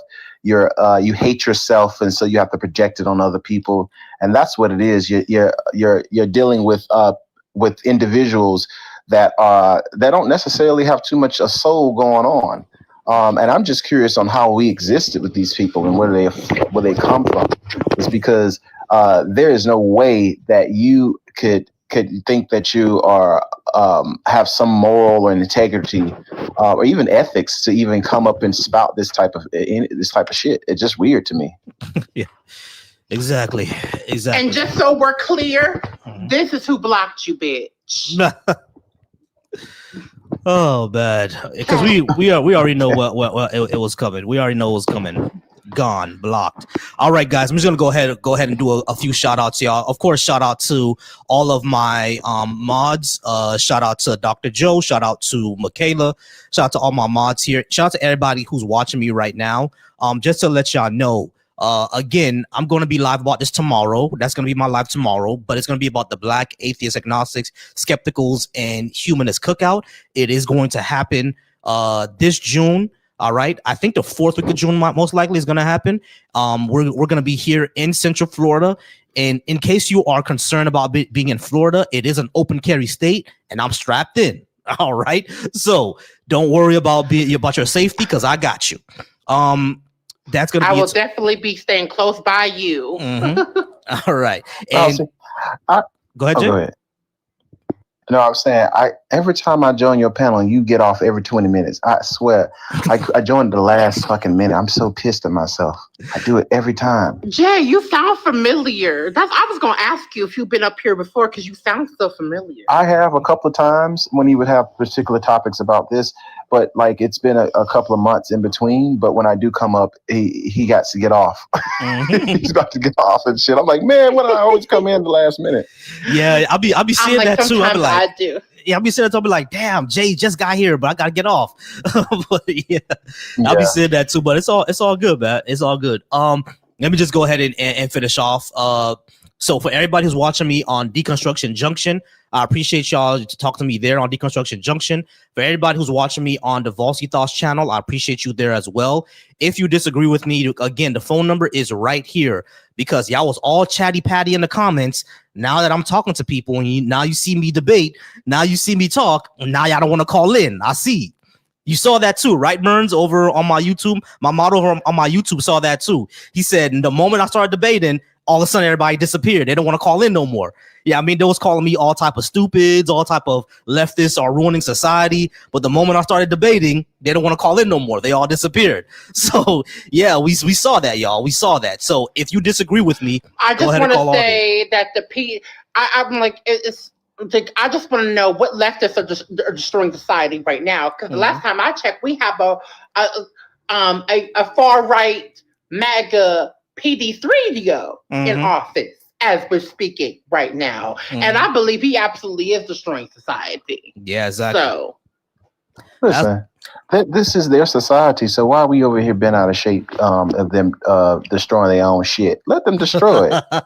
Please, y'all, black people, sit back and let they destroy their own shit. We don't. I'm minding my Black American woman business. I am not in the bigs.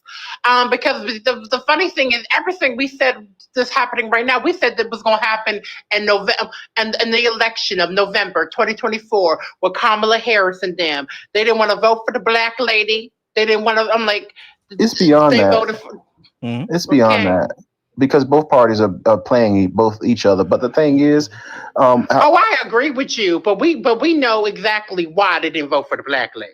We know why, and that's what I'm saying. Like this is their dying society. So I don't give two fucks about what's currently about to take place, because this must fall in order to build something new. And so we have to go through the chaos in order to build something new. Like we just can't continue to spin wheels in this society, because it's very much inhumane. You know what I'm saying? Like we have to really be honest about what's really happening here.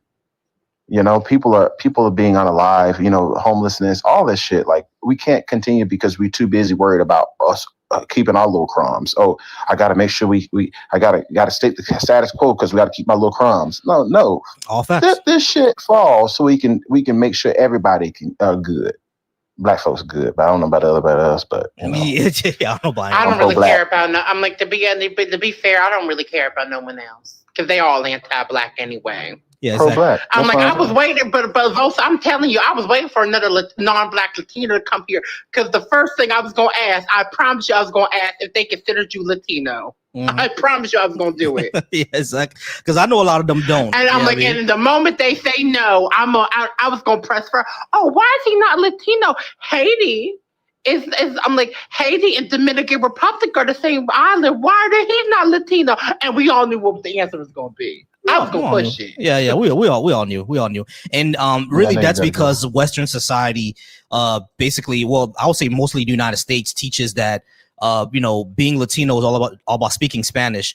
But it's crazy how Brazilians are considered Latino, but they don't speak Spanish. And I mean, so it's crazy. I'm like, they don't, but here is also the thing. They have the largest Black population outside of Africa, but I believe the reason that they consider them Latino is because it's still a predominantly white society like the United States. I feel like if Brazil were like 90% Black like Haiti is, they wouldn't consider them Latino. Yeah, exactly. A lot of them don't.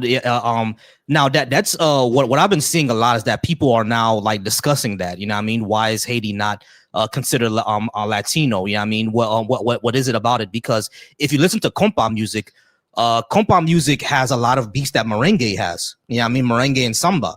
You know what I mean? And both those genres, merengue and samba, were created by Black Latinos. You know what I mean? So it's like how and when I cross a racist Dominican bitch, they want to stay anti-Black. This is no shade of Volsey. This may be fucked up in me, but I love to tell them that they look Haitian. Just to fuck with them, because I know it's gonna piss them off. Oh my God, are you Haitian? You look like you got Haitian, and they gonna get mad. They be getting mad. It was just a crazy thing because, like, when I worked for the Department of Children and Families, and I had Dominicans come in all the time, I'll always start speaking Creole because I'm thinking, oh, okay, this person Haitian. But they're like, oh no, Espanol. I'm like, oh, they Dominican. Yeah, because we kind of look the same, you know. Exactly true. I love anytime I come across a racist Dominican who's not Black. I love to be like, oh my God, because mind you, a few years ago I went to a Dominican restaurant. Right, it was this white lady. Basically her making derogatory remarks like the negrita over like saying, but she said the negrita very derogatory, and I know that meant Black, and she was pointing right to me. So so I went up to her as I'm getting my food, and I said, "Oh my God, you look Haitian. Do you got Haitian in your family?" She got mad as shit. It was.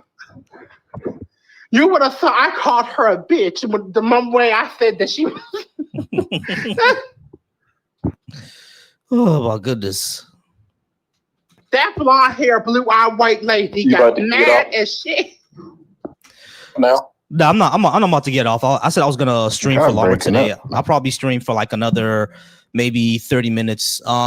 I'm just waiting for anyone else to call in. There are people who are still in my YouTube comments, you know what I mean, going on and on and on. I'm telling them call in, y'all, because like I don't have a lot of time to just go back and forth. It's better to actually speak to me than me going back and forth waiting for you for your comment, because by the time I'm finished done with my entire monologue, you're gonna put another comment in. So you might as well just go ahead and call in and we have that back and forth conversation than us just, sitting back here going back and forth. It's giving they punks. That's what it's giving. Yeah. I don't like cowards. That's another thing. I cannot stand a keyboard warrior because I don't like cowards. Yeah, exactly. I don't like cowardly lion looking ass bitches. Listen. Now y'all can say whatever y'all want about me, but one thing y'all can't say is that Michaela don't stand on her 2 feet, honey. Michaela does stand on her 2 feet. Gotta give her that. I will read a bitch down and look you in your eye while I'm doing it. Tell them about how I was on Clubhouse, Volsey. They don't know. Oh yeah. On Clubhouse. Oh yeah. Clubhouse was a time. It was a time. Listen, I'm like I see my most iconic moment is me pissing off the Christians by saying Jesus was No, when you say Jesus was a bottom and you had that entire thing on it, yeah, that was.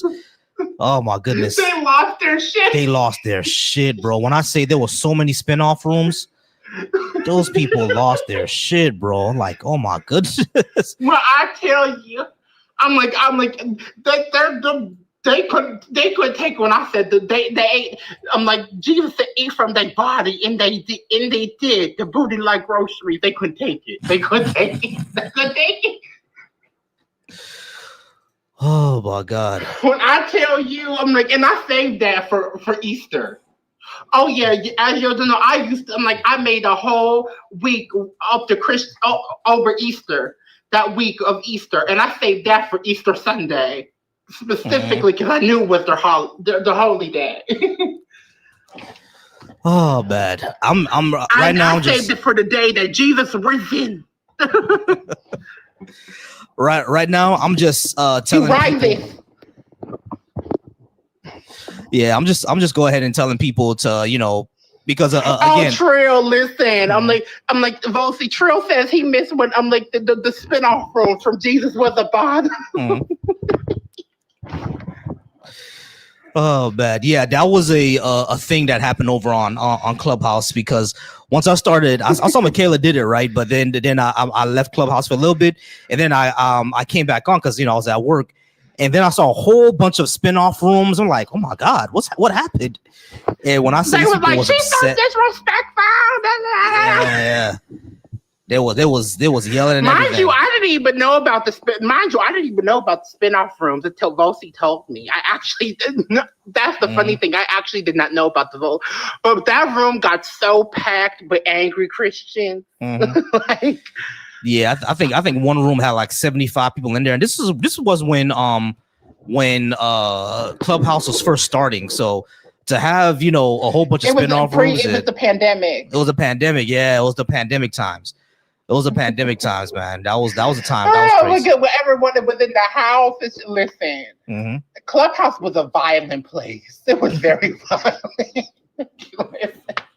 And let me tell you that you will tell them I chose violence back. I did. Oh yeah. It was violence all the time. It was violence all the time. All right. But here's the thing. I never initiated it, but I damn sure finished it. Oh, yeah. Season 1 of Clubhouse.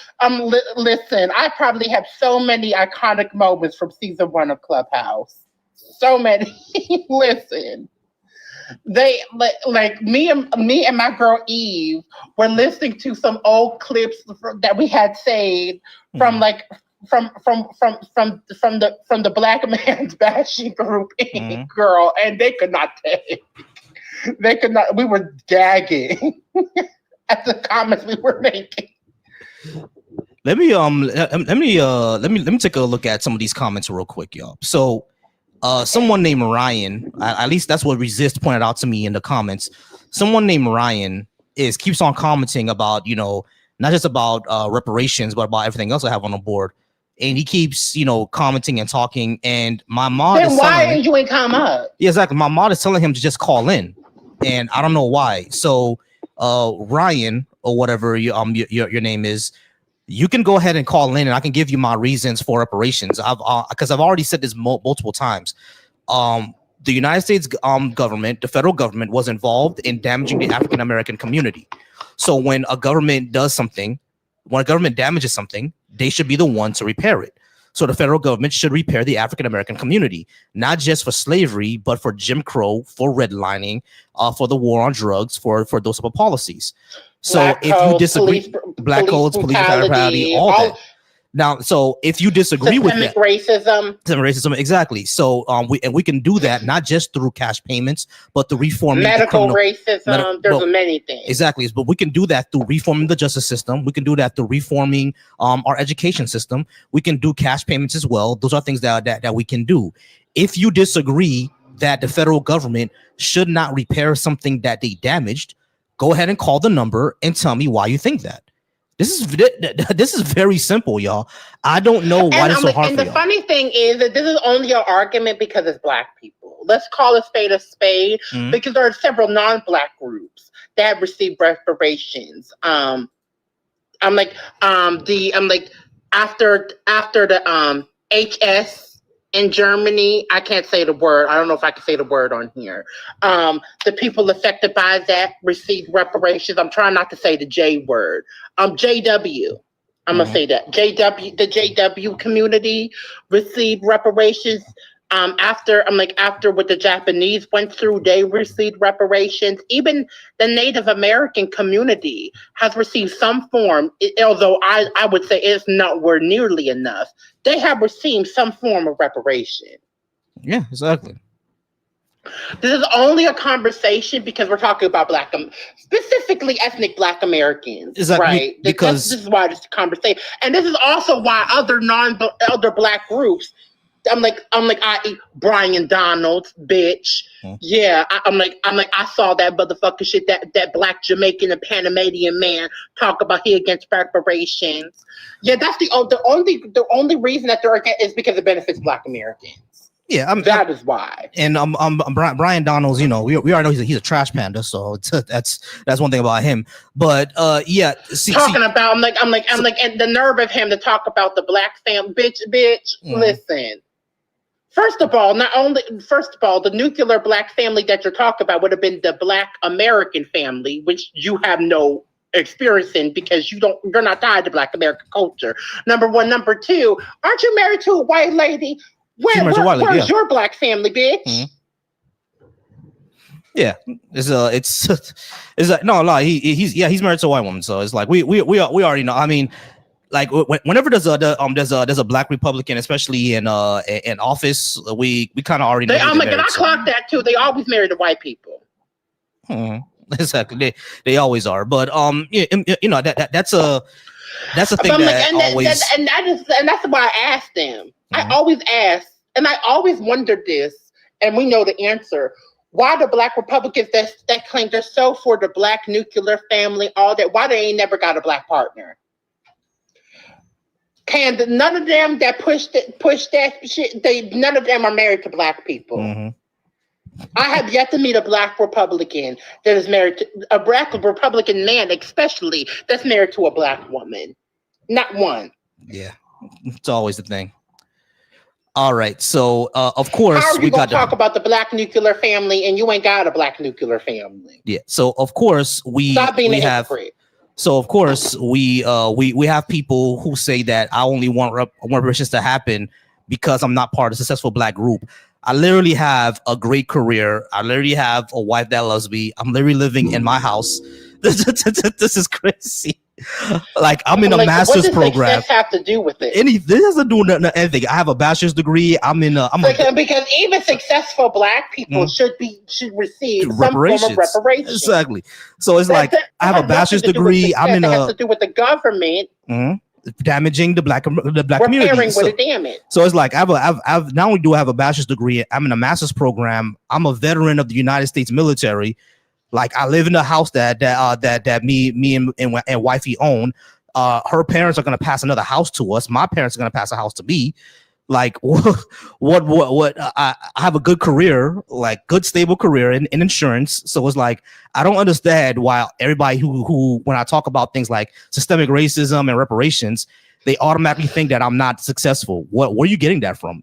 You don't even know who I am. That's not the conversation. Not the conversation at all. Whether we're successful or not, Oprah, for example, Beyonce, Jay-Z, are ethnic Black Americans. They're billionaires, and yet they still are owed reparations. Yeah, Serena Williams, all of them. And that has nothing to do with the concept of reparations. Your socioeconomic class does not mean that you haven't experienced inequalities because of your race. Yeah, exactly. There are even data that shows that regardless of socioeconomic class, Black women, for example, are still affected by maternal health unalivings, despite them being in the upper socioeconomic class. So racism still affects Black people and Black women in higher socioeconomic status. Yeah, exactly. All right, we're gonna wait another few minutes for either a guest or a caller. I did see a guest, but they dropped out for some reason. I'm not sure what happened to the guest because I keep seeing guests, but they drop out. And I'm just gonna go ahead and I guess we'll wait for another caller. So again, y'all. So over on my YouTube, I've been going back and forth with y'all in the comments, just like how y'all wanted me to, but now y'all, now for some reason, you see the call-in number is right here, y'all. 786-751-7853. It's right there. Any of you can call in. We can have the discussion, and we can talk more about it. The thing is, the reason why I say just to call in, because by the time I describe my position, you're gonna put in another comment, and then I have to go ahead and respond to that. And then by the time I describe that, you're gonna put in another comment for something that I already said in the previous one. It's better and more efficient if you actually speak to me one-on-one. Then we can get our positions clear. Because clearly y'all are either talking to react or not listening to everything that I say, because y'all will latch on to one sentence and go off of that. So it's better to us just to have a back and forth conversation. All right, 903. How's it going, 903? Are you at least 18? And can I get your name? And did you disagree with what I had on the board? I'm not going to give you my name or anything like that. I'll tell you my age. 26. All right, so what should I call? Well, I'll call you. I'll just call you Joe. It doesn't have. I tell him it doesn't have to be his name. He can make up. Yeah, Joe is fine. I don't care. Call me what you want. Just don't call me broke. All right, cool. We'll call you Joe. All right, Joe. So just to let you know, you're not gonna hear my my panel, and Michaela, you're gonna hear him, but he can't hear you. Okay. Thank God, because old girl, she would have had one time. Don't worry about who's on my panel. Let's just talk to me. What did you disagree with? Well, you brought the panel up, so I just had to comment on it, bro. I'm asking you, what did you disagree with? I don't see what the whole big deal is. What did you disagree with? I don't really disagree with anything. I just wanted to talk to you. Okay, cool. What did you want to talk about? Let's start with the reparations. Sure. Yeah, I think reparations. Do you think it should be individual payment, or do you think it should go to the community as a whole? Both. Both? Both. And what would you see each individual getting? That would depend, because every single time that reparations has been like calculated, it can go. It's sometimes as low as 5 to 10 trillion, and anywhere high up to 60 trillion. Now that's difficult to do. That's extremely difficult to do. Hold on. Let me just finish. I don't mean to cut you off. Joe, let me just finish real quick. So just let me say this, and then you can continue with your. No. So Joe, I understand how that's very difficult to do, right? That's difficult to do.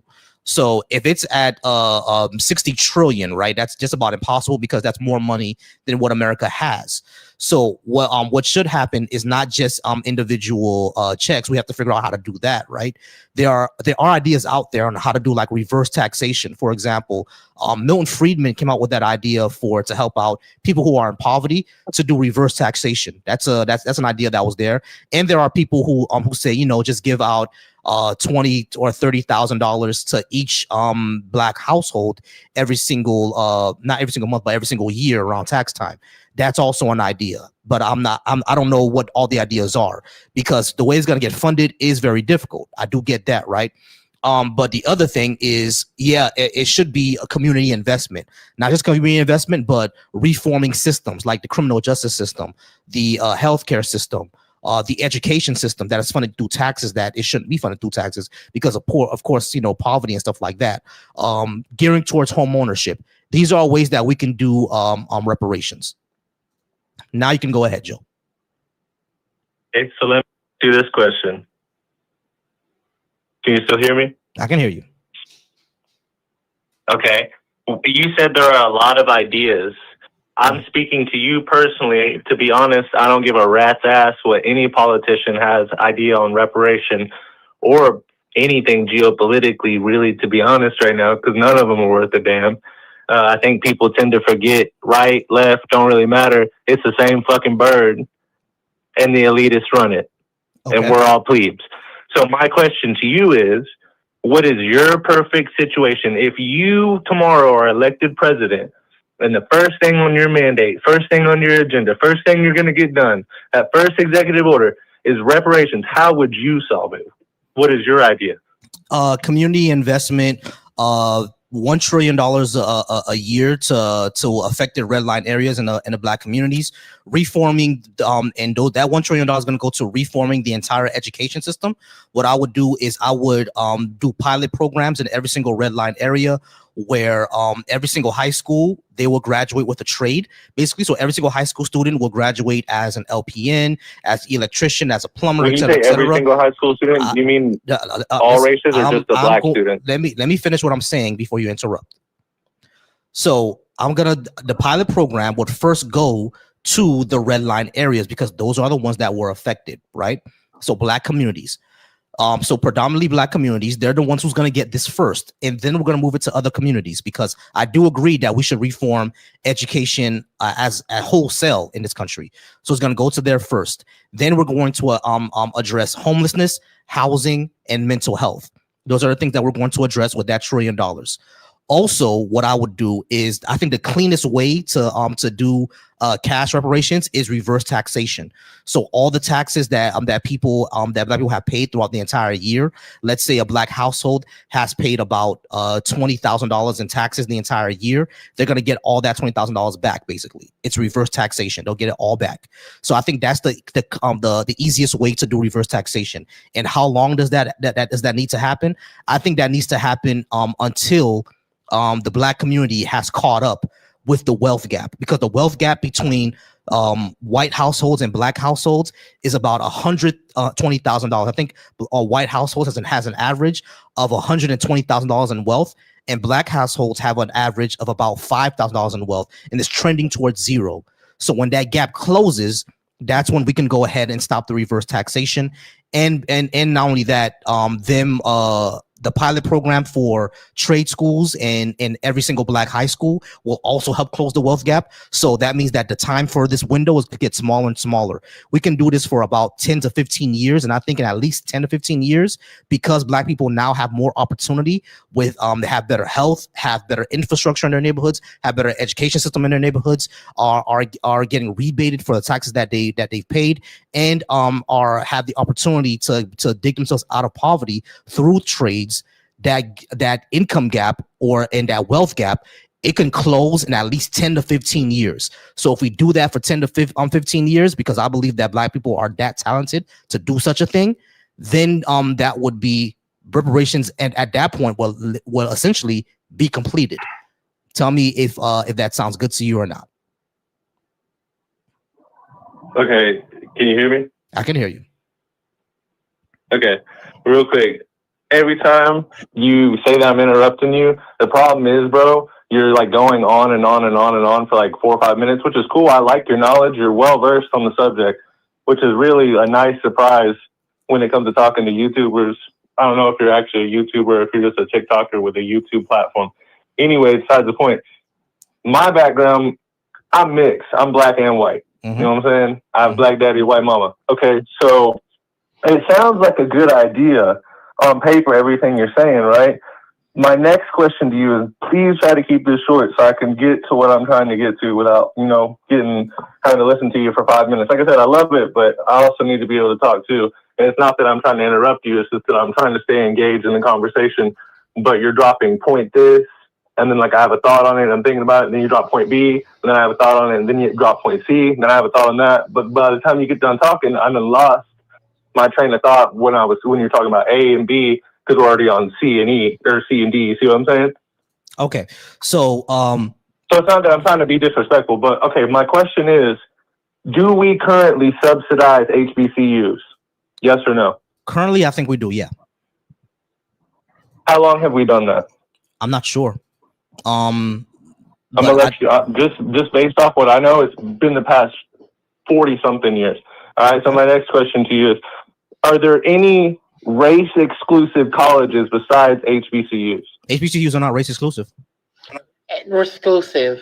What's on average, what is the race population makeup? For HBCUs? I'm confused. Yeah, I'm very confused too. They're predominantly black, but they're not exclusively black. Hold on, everybody pause. Predominantly and exclusive are two different things. Gotcha. So everybody pause on my panel because I need to be able to hear him. So when it comes to HBCUs, Joe, they're predominantly black. At least 80 to 90% of them are black, but they're not exclusively black. You can be a white person that go to an HBCU. As a matter of fact, white people who apply to HBCUs, they get diversity scholarships. So HBCUs are not exclusively black. What used to be exclusive, colleges used to be exclusively white. Like Harvard didn't take people who are black. That used to be a thing. Yeah, but we don't have any. We don't have any historically white college or university or historically Latino college. No historically Asian college university. You know what I'm saying? It's just black people.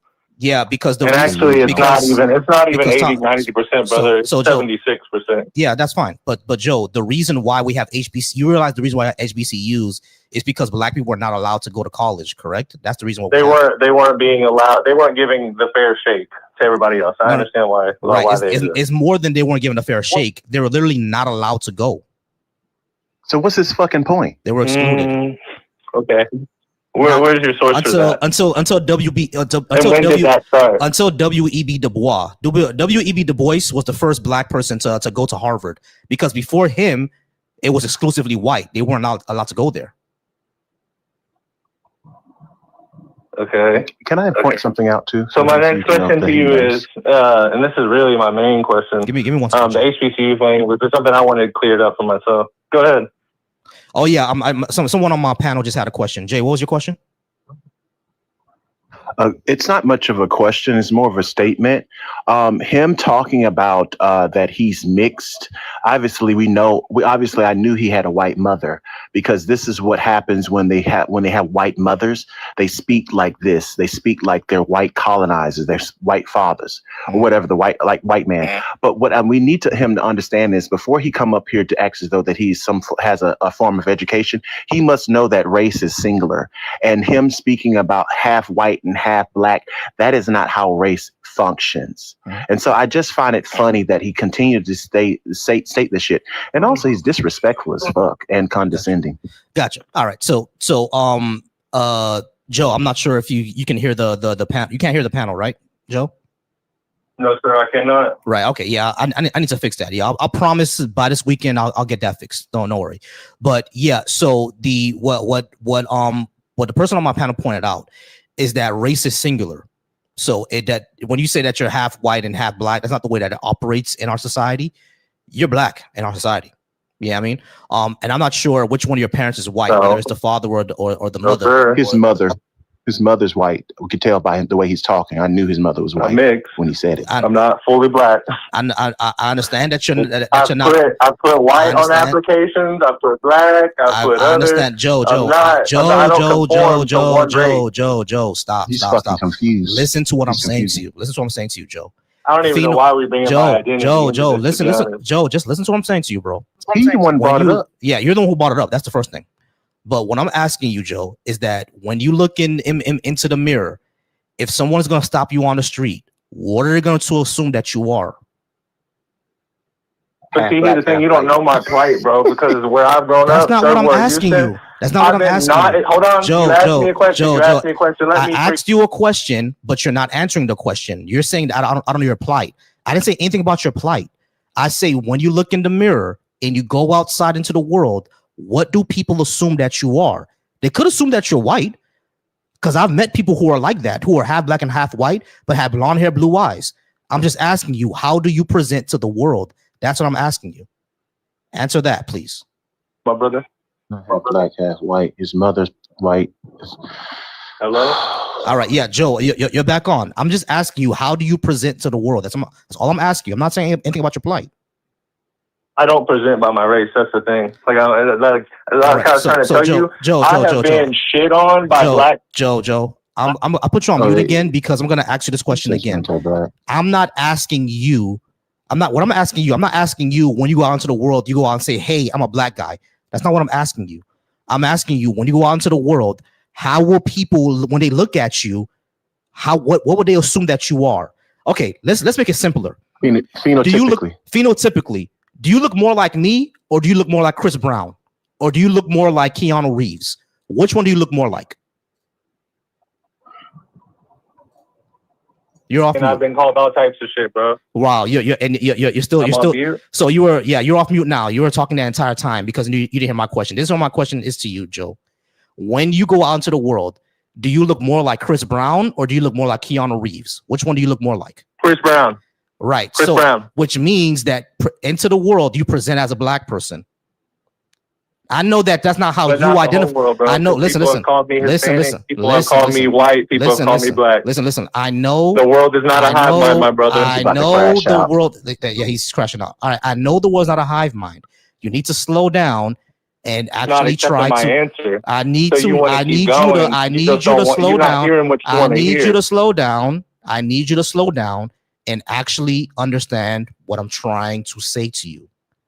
Most normal people, when they go out into the world and they see Tracy Ellis Ross and they see Chris Brown, they don't call them white people, bro. That's how most people operate in our society. You know it and I know it. If you're telling me that you present more as Chris Brown, most people, when you go out into the world, are going to assume you're a black man. I understand there are people who called you white. I understand there are people who called you Hispanic. I understand there are people who called you Arab. But most people in this world, when they see you, they see a black person, and I can guarantee that. When most people see Tracy Ellis Ross, they don't think that she's Arab, bro. They think she's black. But she has a white dad. That's all I'm saying, Joe. Like, you don't have to crash out about this. You don't have to go back and forth and everything like that. You and I both know that. When most people see Chris Brown, they're going to say, that's a nigga, bro. That's what they're going to say. Come on, like, we both know that, bro. Like, you don't have to crash out about this. All right, we can keep going. That's all I was trying to ask you. But we can keep going. So what was the issue that you had with reparations again?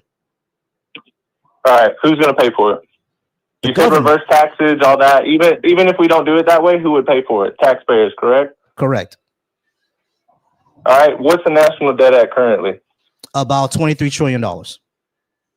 You said 60 trillion is your plan if you were president tomorrow. That would be your plan, 60 trillion, right? No, that's not what I said. I said we would invest at least. You said 60 trillion, really? Because I got it recorded. You definitely said 60 trillion. That's how I know that you're not tracking, Joe. That's how I know that you're not tracking. What I said is that whenever reparations is studied, the lowest point is 5 and the highest point is 60. If I were president, I would invest at least 900 billion to $1 trillion every year into the black community until the wealth gap closes. And I said that because black people are as talented as I believe that they are, that wealth gap will close in at least 10 to 15 years. That's what I said. All right, where would you cut the money from to fund that? Our taxes. What would I cut the funds? Oh, you would military. cut the money from our taxes? No. I understand what you mean. I understand what you mean now. I would cut the military from 1 trillion to about 500 billion. All right. This doesn't have anything to do with race. Just a yes or no answer. Is shit fucked up in the world right now? Yep. Who's he talking to like that? Okay. Again, another yes or no answer. Do you think Russia and China are a serious threat? No. Militarily? They're not. You They're don't? not. No. Ooh, why? Explain that to me, please. Because we have better technology, we have better trained soldiers, we have better logistics, we have better nukes. Not for much Could you longer. ask him? Can you ask him why is China a threat to? Because this You is the seem thing. to forget we have Donald fucking Trump in office Joe, right now. Joe, like, hold on, real quick. Hey, I'm talking real quick, no, bro. I had just need 2 minutes. someone on my panel. panel had a question for you. The question from my panel is asking you, why do you think China is a threat? It's not just China alone. It's the fact that Russia and China are now in cahoots. Don't really have to worry about Why are Iran China and anymore, Russia a hopefully. threat? But you got all these dick riders that are over there, like little dingleberries that are just like holding on to China, right? You know, they're just trying to win favor with them. If shit were to hit the fucking fan tomorrow, the way things are going right now, thanks to Trump, do you really think anyone has our back? Because we're talking about fucking destroying NATO by taking Greenland, right? Mm-hmm. Imperialism has been going on. Why are you not scared of China? That's the real question, because it's not just China. If you were to pick a fight with China, you're not just facing China. All right, You've got the other two big superpowers in the world on the same team. Joe, what you're not understanding is that if we cut the military spending from 1 trillion to 500 billion, we would still have larger militaries than both China and Russia combined.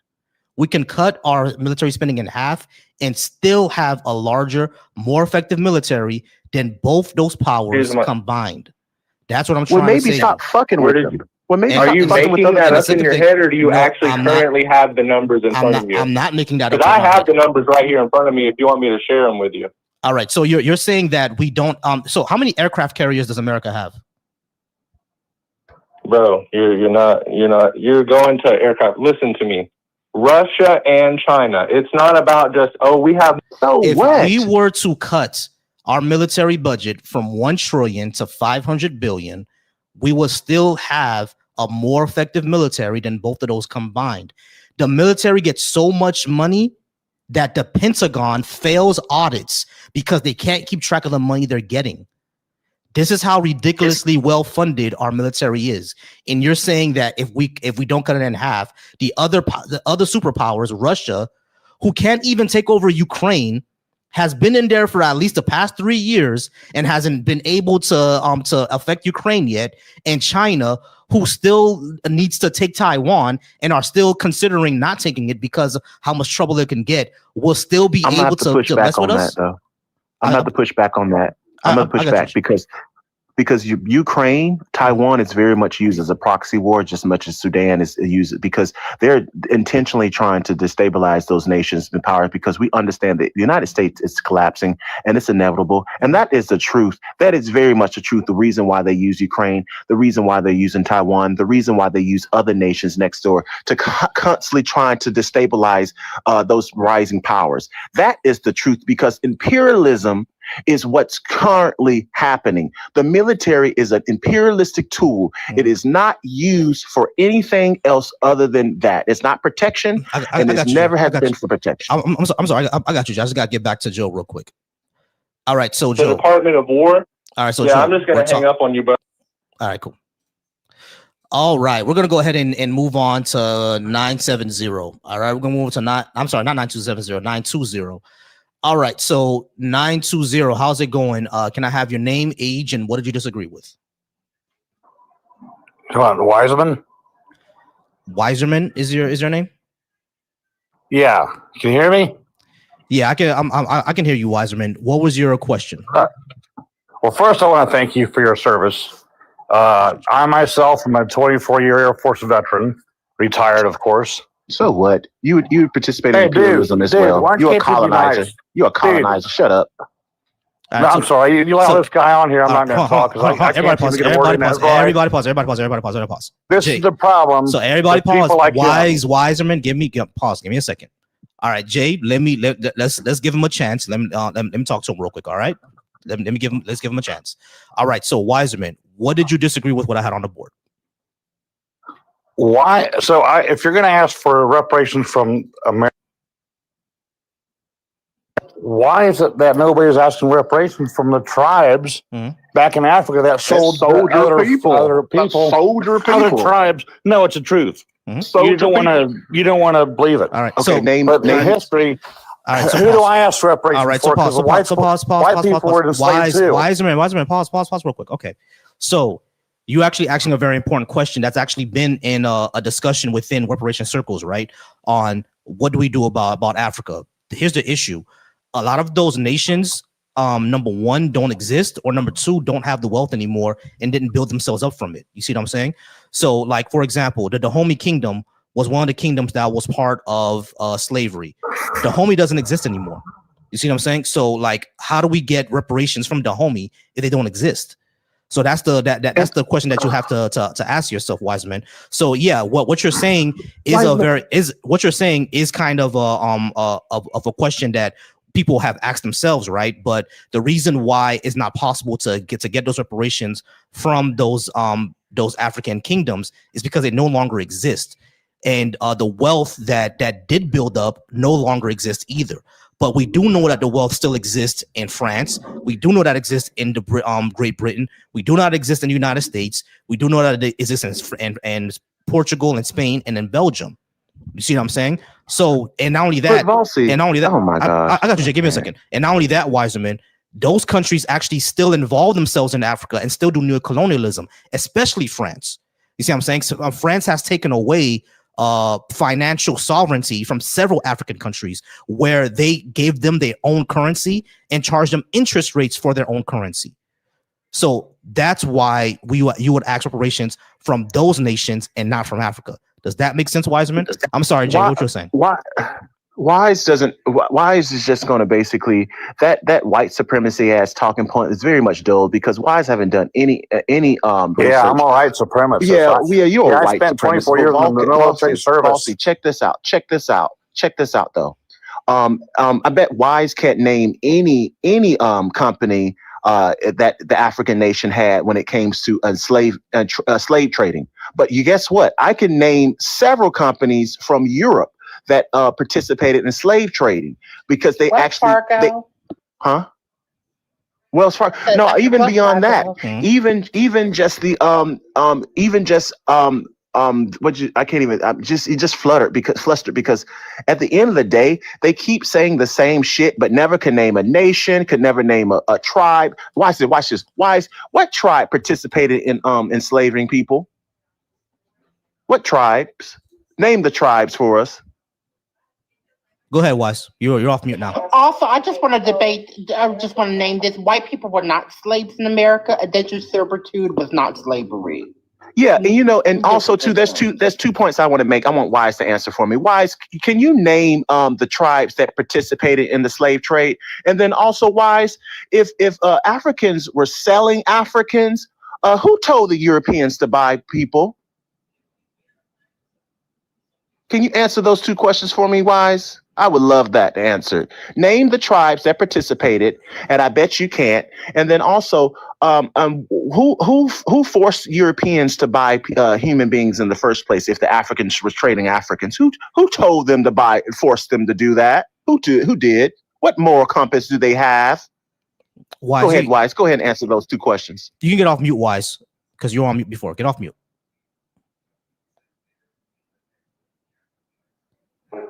I'm not muting you. Yeah, I invited him to unmute. So Wise, go ahead and unmute, please. Yeah, go ahead and tell us a story. Go ahead and line it out for us. Tell us what happened. What were the tribes named? What locations?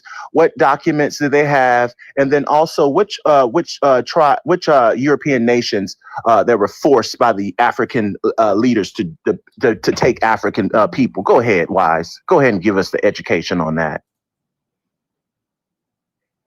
I don't think he knows. Yeah, that's what I thought. You should shut the fuck up. You should shut the fuck up. You don't know what you're talking about. You're too busy saying the same shit. That's why you morons are so fucking stupid.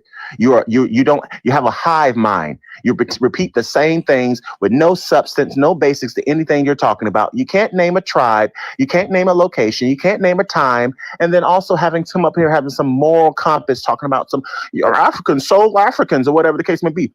Europeans were selling each other a whole fucking time ago before it got to Africa. So shut the fuck up. All right, we're gonna get to one of our callers. I promise that I'm going to fix this issue of y'all not being able to hear each other. I guys got to get a virtual cable, and then we'll be able to hear each other soon. All right, so calling from the 920 number 920. Can I have your name, age, and what did you disagree with that I had on the board? 920, you there? Can you hear me? Yeah, I can hear you now. Can I get your name, age, and what did you disagree with that I had on the board? I am the lunatic libertarian.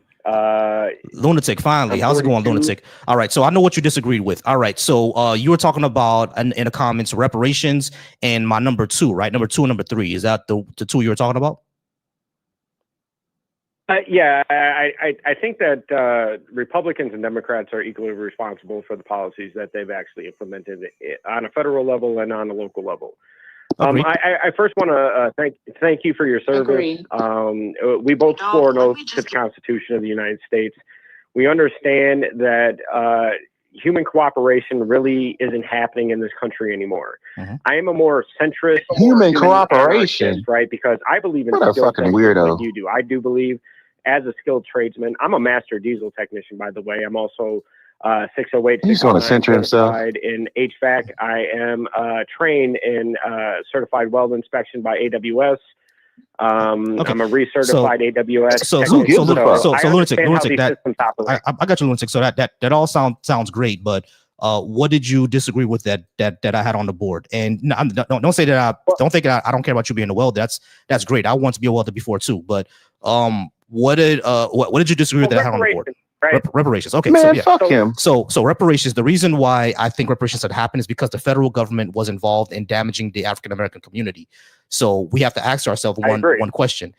All right. So you agree with that? All right. So when the federal government, Sure, and I'm going to use the Japanese experience from World War II. right? Exactly. So yeah, we know about that. So the question then becomes, lunatic, if the federal government is involved in damaging something, why shouldn't they then repair it? Well, I'm going to give you history and my example. I think that reparations. No one wants to hear his history. We already heard the history. To an extent of full reparations. Now, the population has been given entitlement programs that have helped them out according to the ideology of a centralized system. I don't think that is actually the truth, and I don't think that anybody on the panel would agree that's actually the truth. Wait, I'm a bit lost on what you're saying. Can you repeat that one more time, please? We have social security programs. Yeah. Do we not? We have we have social security programs, and we needed them because old people were starving, so we needed them.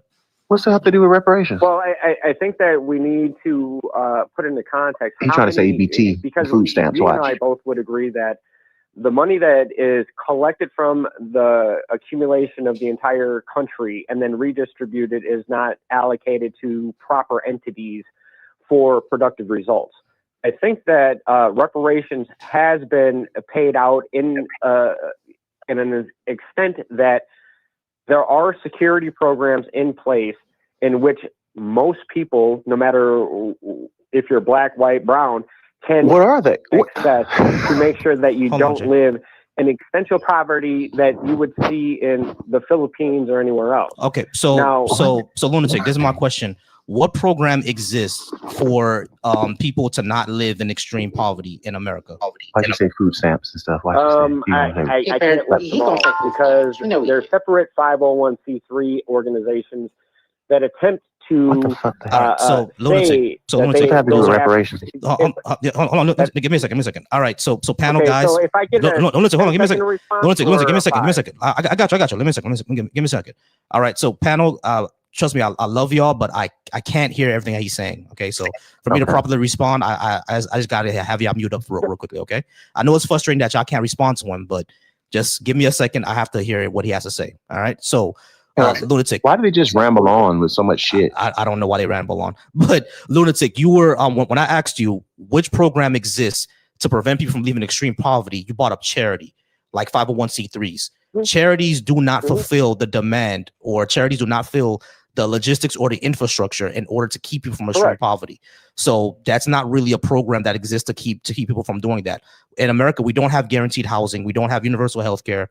We don't have paid parental leave for every mandatory parental leave for all businesses, et cetera, et cetera. We don't have any of that. We don't have universal pre-K, which is, affecting women when they want to have children. They have to think about the cost of childcare. But because we don't subsidize childcare in this country, now that's a thing that we're going to be thinking about. And now that affects our demographic crisis, along with, the government trying to control women's reproductive rights. You see what I'm saying? So when you say that, when I ask, what program exists in America that can prevent extreme poverty, and you bring up those charity programs, that's not really that's not really going to be a help. But also, what's that to do with reparations?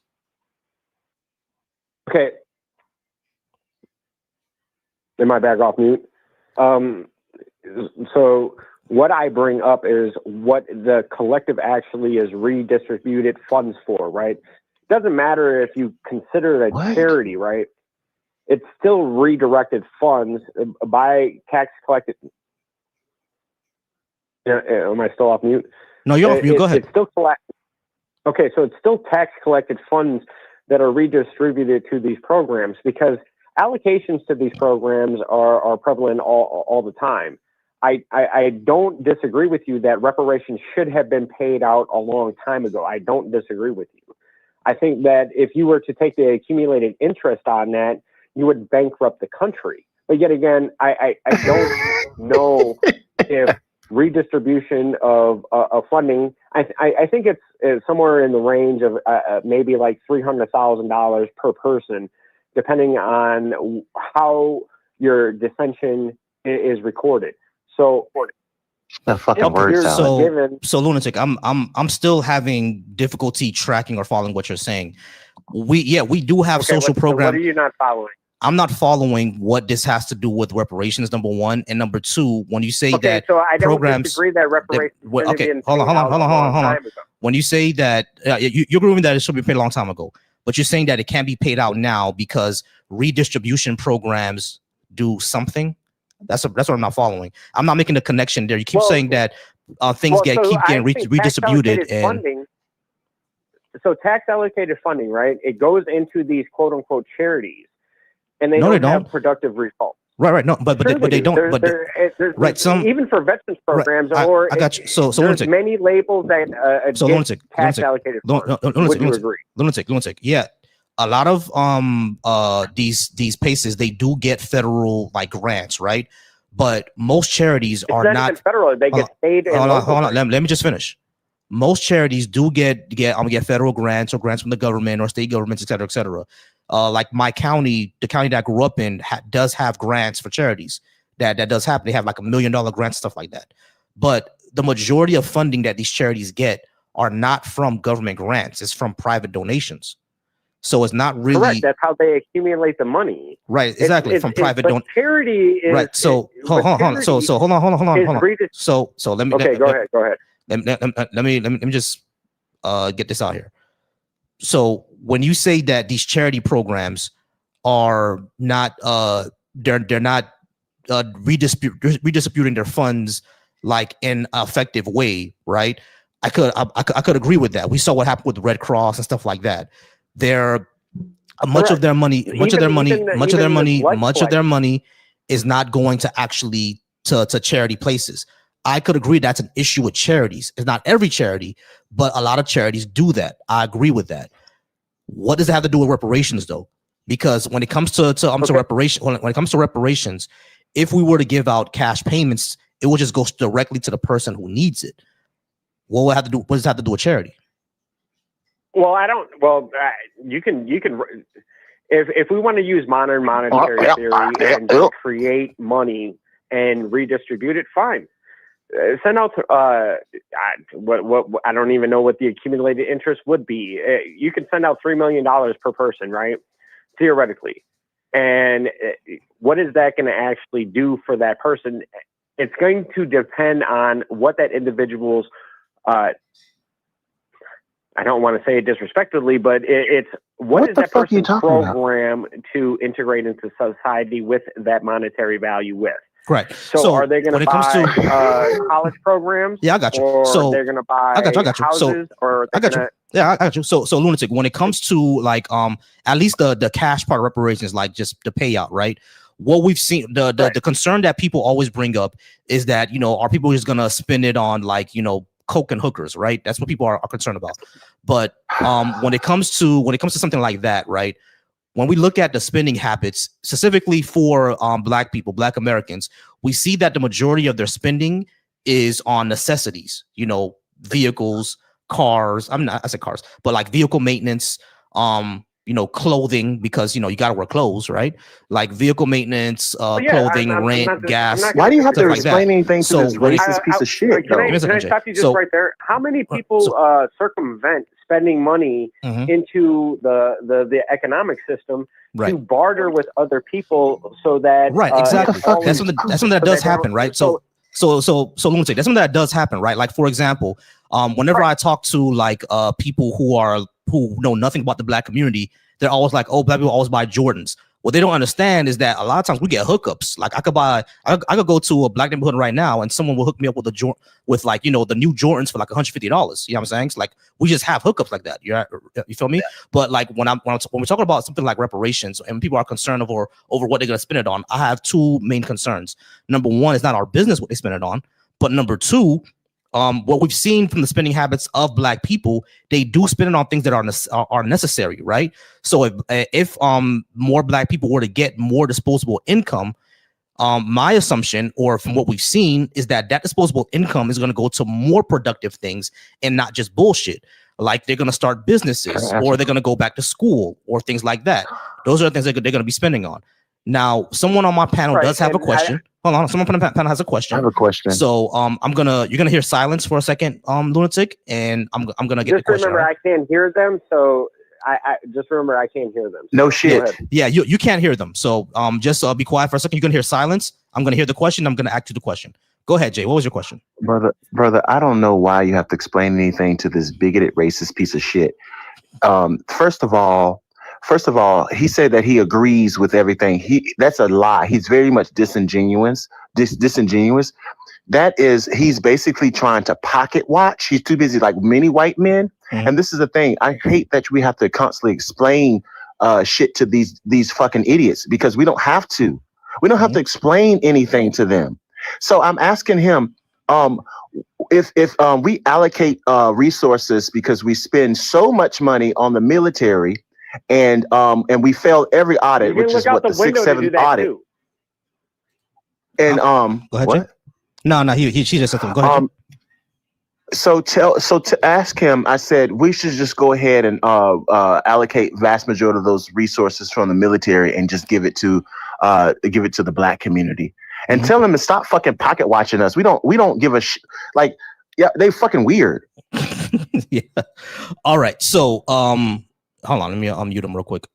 All right, so lunatic. So essentially my panel just agree with me, like pocket watching. Like we don't have to pocket watch black people. So like my main thing here is, I guess he's asking the same question. What is your contention here? Because you said that you agreed that reparations should have been paid out a long time ago, and you agreed that when the government damages something, there should be the one that to repair it. So we both agree that this should have happened a long time ago. We both agree that the government damaged the African American community, so they should be the one to fix it. It seems your only contention on is how to actually do it, which is a question that people have. But it seems that you also say that you disagree that it should even happen in the first place. We're kind of lost here. What are you trying to say? Well, you agree with reparations or not? Well, I mean, I do agree with repairing a fault, right? Mm-hmm. We've done it across the planet with World War I, World War II. We've done it. Man, get to the fucking. We rebuilt the world. Get to the fucking answer. I think that our means of production do not meet our standard right now. Mm-hmm. So when I say that if we pay out reparations, especially in a cash payment, yeah, you can influx that money into the economy, but what is it going to do for the value? He's pocket watching again. Of accountability. What is it going to do for the value of everybody else outside of that community? Okay, so what's gonna happen is that because the first thing you said was gonna do divide to accountability. Again, that's pocket watching. You know, I mean, it's not our business what they spend on, bro. But the second thing that I would say is that since hold on, because African Americans have a buying power of $2 trillion. If you raise that buying power, they're just going to go ahead and spend it into the economy anyway, right? That's what they're going to do. They're going to spend it into the economy. They're going to start businesses. They're going to go back to college. They're going to pump that money right back into the economy. So if we have more black people who start like for example, tech companies, if we have more black people who start, what you do, like more trades companies, more HVAC companies. If we have more black people who start more, chemical companies, or even PMCs, private militaries or whatever, even if we have more black people doing those type of things, that's not only going to raise their wealth, but it's also going to raise the productivity of all Americans. Because if I start, let's say I get $1 million and I use my chemical expertise to start a chemical plant, am I only going to be hiring black people? Of course, I'm going to be hiring some white folks, right?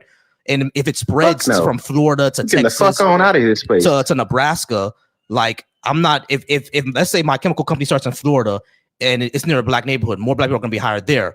But if I spread it to Nebraska or some shit, it's white people there, so they're going to get hired, right? So it's like this is going to affect the entire country and make it better, in my opinion, because again, black people, especially African Americans, have untapped talent in this country.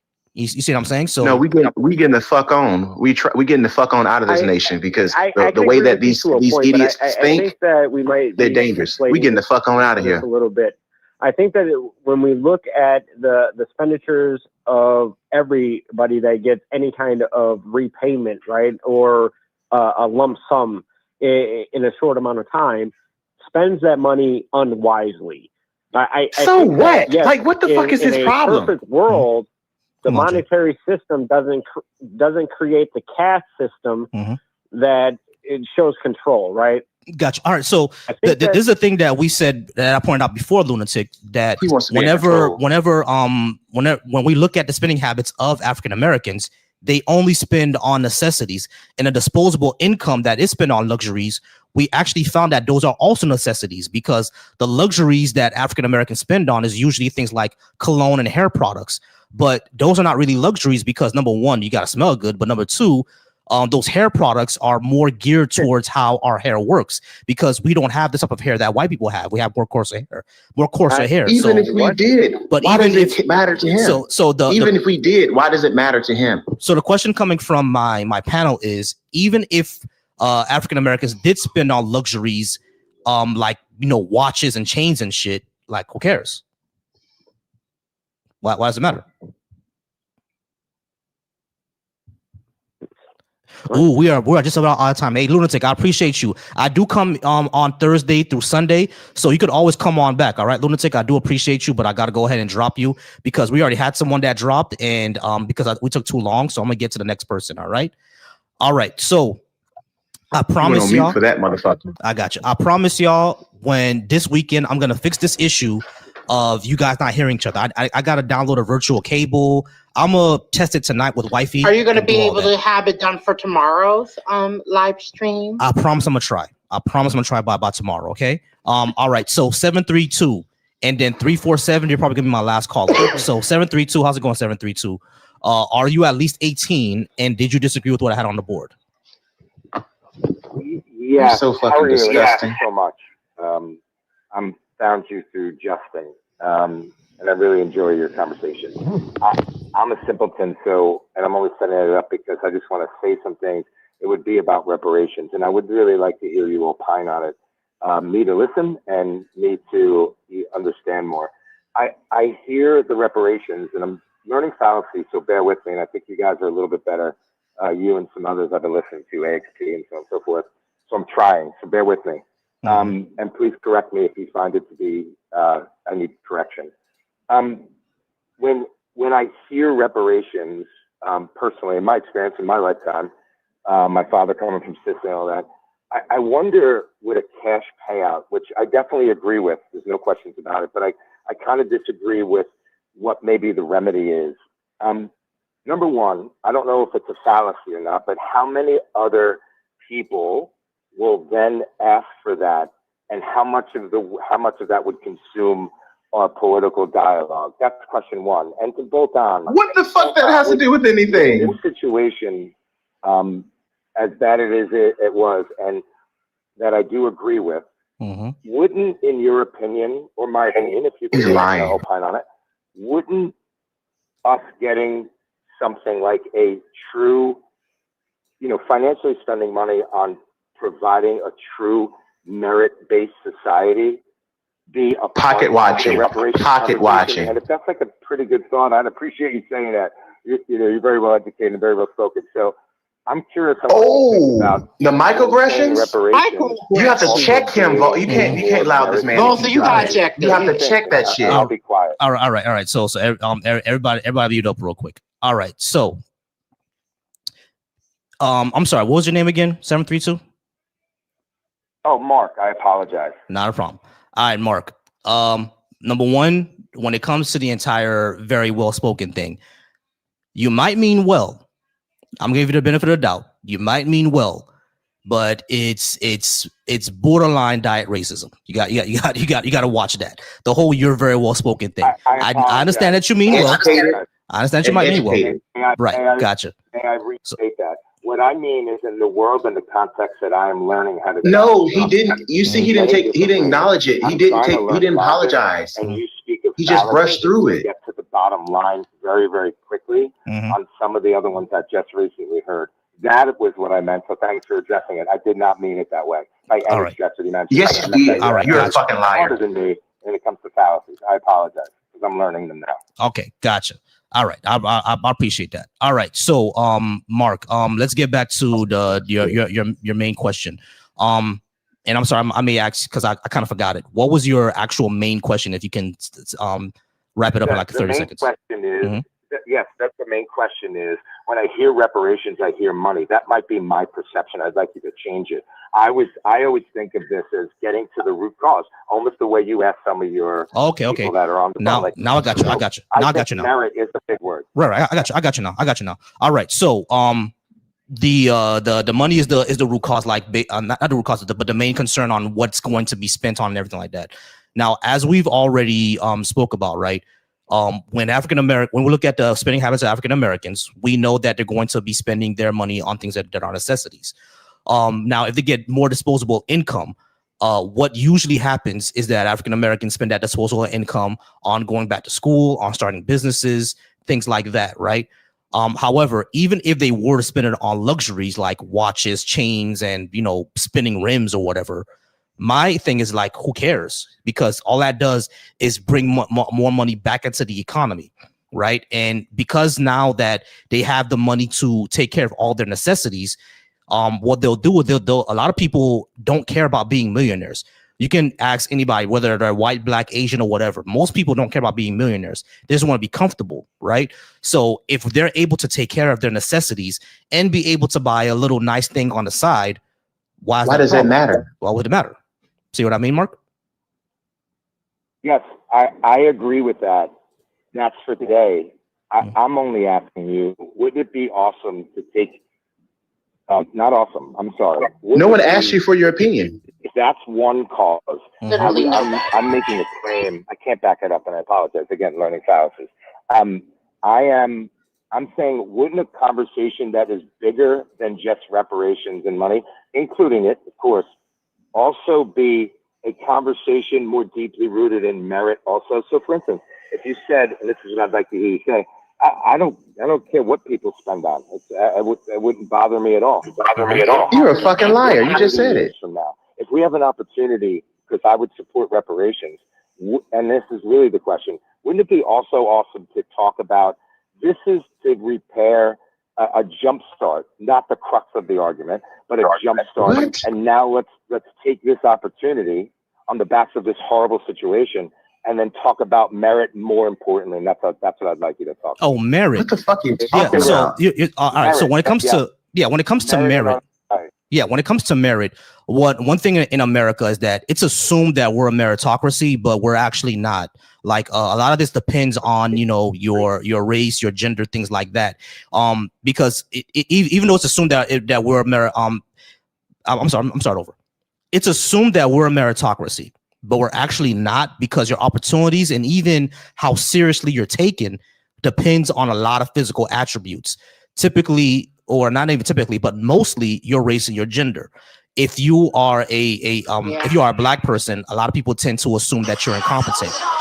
If you're a black woman, it gets even worse. You see what I'm saying? Because not only do they pretend, not only do they think that you're incompetent, they'll think that you are quote unquote aggressive. You see what I'm saying? We can say that's white. We can say that's white people. White people. We need to start calling what it is. It's white people that say that shit. Yeah, exactly. So what my panel was just saying, Mark, is that basically almost exclusively. I will say to the black woman point, it's black men too, to black women. Right. So when it comes to what my panel was just saying was that these assumptions almost exclusively come from white people. It comes from us too. It doesn't come from black men. I agree. But almost exclusively it comes from white people. You see what I'm saying? So that's the issue that we're having.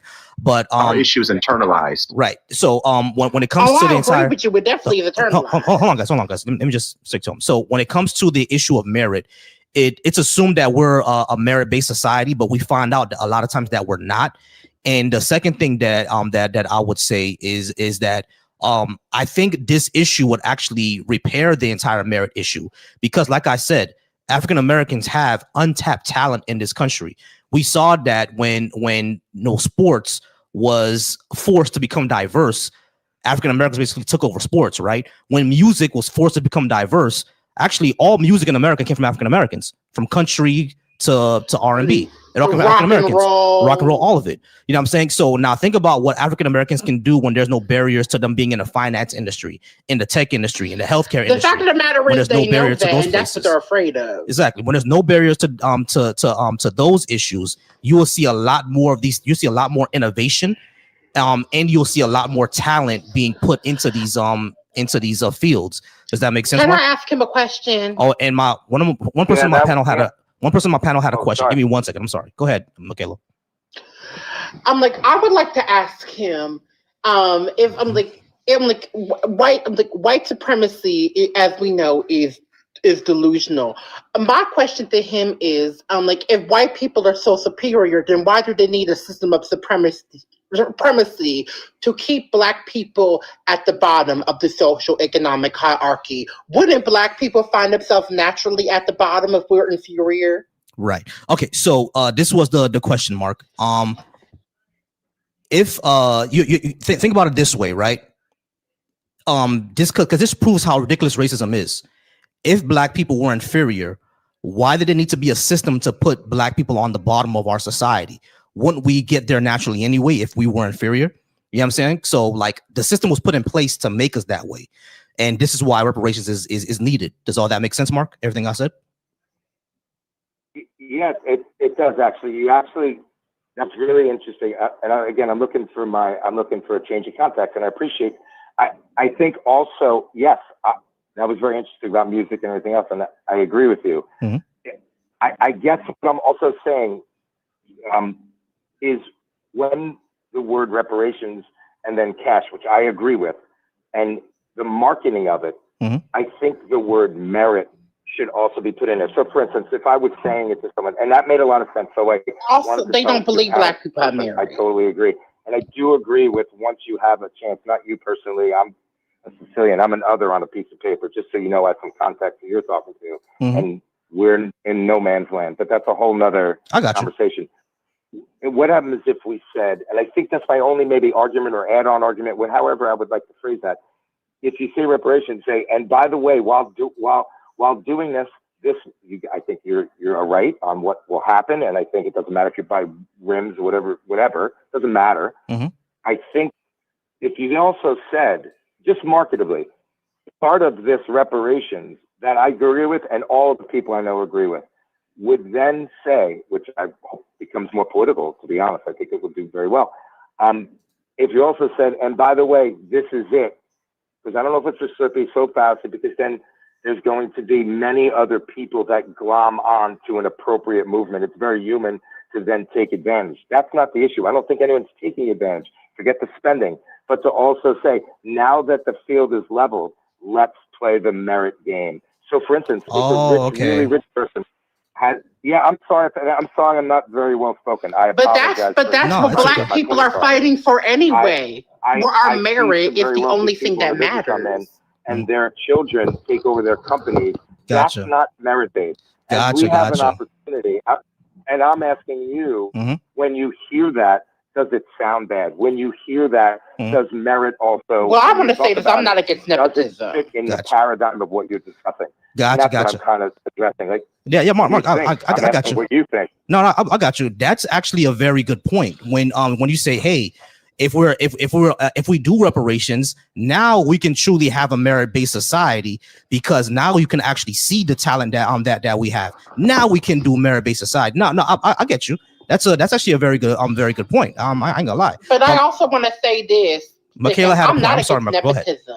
Go ahead, Michaela. I'm not against nepotism. If you as parents have been able in a merit-based society to be able to accumulate wealth and success and all of those things, why wouldn't you want to make this path easier for your children? Why wouldn't your children not inherit the wealth that you accumulate, i.e. businesses and stuff like that? I'm not against nepotism. Yeah. Okay, I feel like in fact, I want to see more nepotism babies, Black women. Yeah, I got you. So what Michaela over in my comments and my panel said is that we're not necessarily against nepotism, right? Because like if I'm a Black person, I built up a business that's multi-million dollars.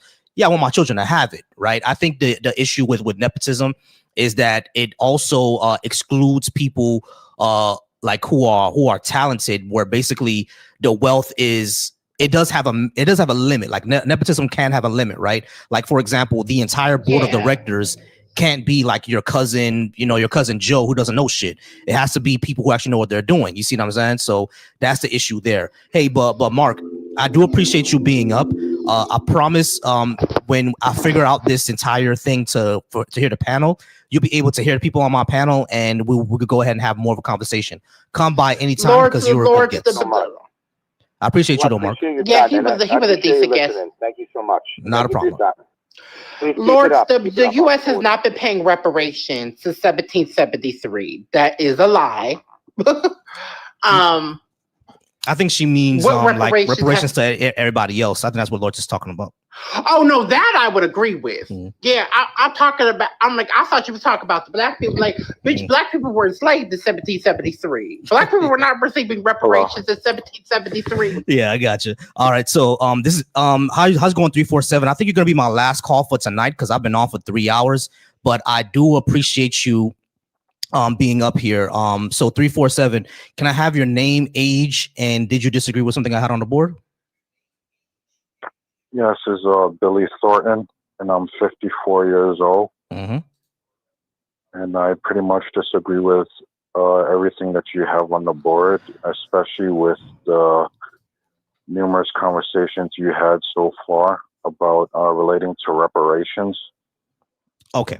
So I'm all right. Yeah, not a problem. So yeah, so this was a whole political live. I ain't gonna lie. No one got to the religion stuff. It's crazy how no one went to the religion stuff yet. All right, so cool, not a problem. Let's go ahead and talk about it. You disagree with everything I had on the board. The reason why I think, well, I'll go number 1 through 6. So just so you know my position, all right. The reason why I think America was never great is because we never lived up to our promise and our principles of liberty and justice for all and equal opportunity for all. And in many ways, we still fight against it. I think leftist policies are better for society because things like universal health care, guaranteed education, paid parental leave, investment into public transportation, it causes a healthier society and a more satisfied and happier society. Reparations for Black Americans because, of course, not just for slavery, but also for Jim Crow. The federal government was involved in damaging the African American community, so they should be the ones to repair it. And that's what reparations are about. Can you give me a reason to believe in a God? I do not believe there's any evidence or any, I would say any good evidence for any God or supreme being or anything supernatural. So that's why I would like to have good reasons for it. Faith is unreliable. The reason why I say faith is unreliable is because it's basically a coin flip. Because the Egyptians had faith, the ancient Greeks had faith, and we know what they had faith was wrong. So faith is completely unreliable for us to find a way to the truth and abolish ICE. We saw what happened just a few days ago. Was it yesterday? I think we saw what happened yesterday. ICE is basically untrained Gestapo. They should be abolished. Which one would you like to start with? Yeah, I'll just go down the list and, explain my perspective on sure. each one, if you don't mind. I don't mind. So, but you did understand everything that I said, correct? Yes, I've heard your talking points, and I would like to rebuke each one. Go ahead. Or debunk it, I should say. If you think so, you can. If you think you can, go ahead. So, number 1, as I alluded to before, the innate system of hierarchy will always have a superior versus an inferior, whether it's through financial means, social networking, or their individual perspective on religion. It's innate in every single country that there is always someone better than the other person. Like I alluded to before, in order to have a true, equal level playing field, you're going to need to implement a pure system of communism, which I think none of us agree to implement that type of system. Wait, hold on. That eliminates incentive for hard work. Go ahead. Hold on real quick. You can stop me. Did we speak earlier? Yes, we do. I'm just going down the list now. All right. So I appreciate everybody who's been here tonight. I do appreciate y'all. What I'm gonna be doing is for the next few minutes, I'm gonna be go ahead and figure out how we can do something with my panel hearing the phone callers and going back and forth. So I do appreciate everybody being up here. Michaela, go ahead and tell the people where they can find you. Well, you can find me on this account, Michaela. You can follow me on this account. You can also follow me on KK Reloaded 3 and 4. Those are my other pages. And hopefully, once those figures out how to send me the invite properly so we can figure that out, I should be able to go on the YouTube channel, the Black Atheist Coalition page. Yes, the Black Atheist Coalition. You'll definitely be able to be on there. All right, y'all. I'm going ahead and closing the call lines. We are completely closed for the call lines now. All right, y'all. So, like I said, that's where you can find Michaela. Michaela, I'm gonna drop you real quick. I do appreciate you. Love you, Michaela. Appreciate you so much. All right, y'all. So we are going to get out of here for today. I do appreciate y'all, all y'all being here. Appreciate everybody who watched over on the Deconstruction Junction. Once again, you guys are wonderful. I appreciate y'all. I appreciate everyone who's watching me over on the Volsy Thoughts channel. The reason why I dropped the last guy is because we already talked. All right, we already talked, and I'm kind of tired of going through the same thing. He could call in later. I'm not gonna go through the same thing. All right, so he can call in the next time. All right, because it's all the same thing. So yeah, no, I wasn't running from anybody. And Richard, you can go ahead and call in another day. All right, so I'll be on here tomorrow. And like I said, I do appreciate you guys for being here. Shout out to everybody who's watching me over on the YouTube, and shout out for everybody who's watching me over on Deconstruction Junction. Go ahead and follow me everywhere. You can follow me on TikTok, you can follow me on YouTube, and you can follow me on Instagram, and I'm also on Facebook. You guys are amazing. As I say all the time, remember to stay soft, and what that means is be smart, be observant. Remember that you are fallible, though, and remain thoughtful. All right. So I appreciate y'all. Y'all have a good night. My wife is going to play The Sims now.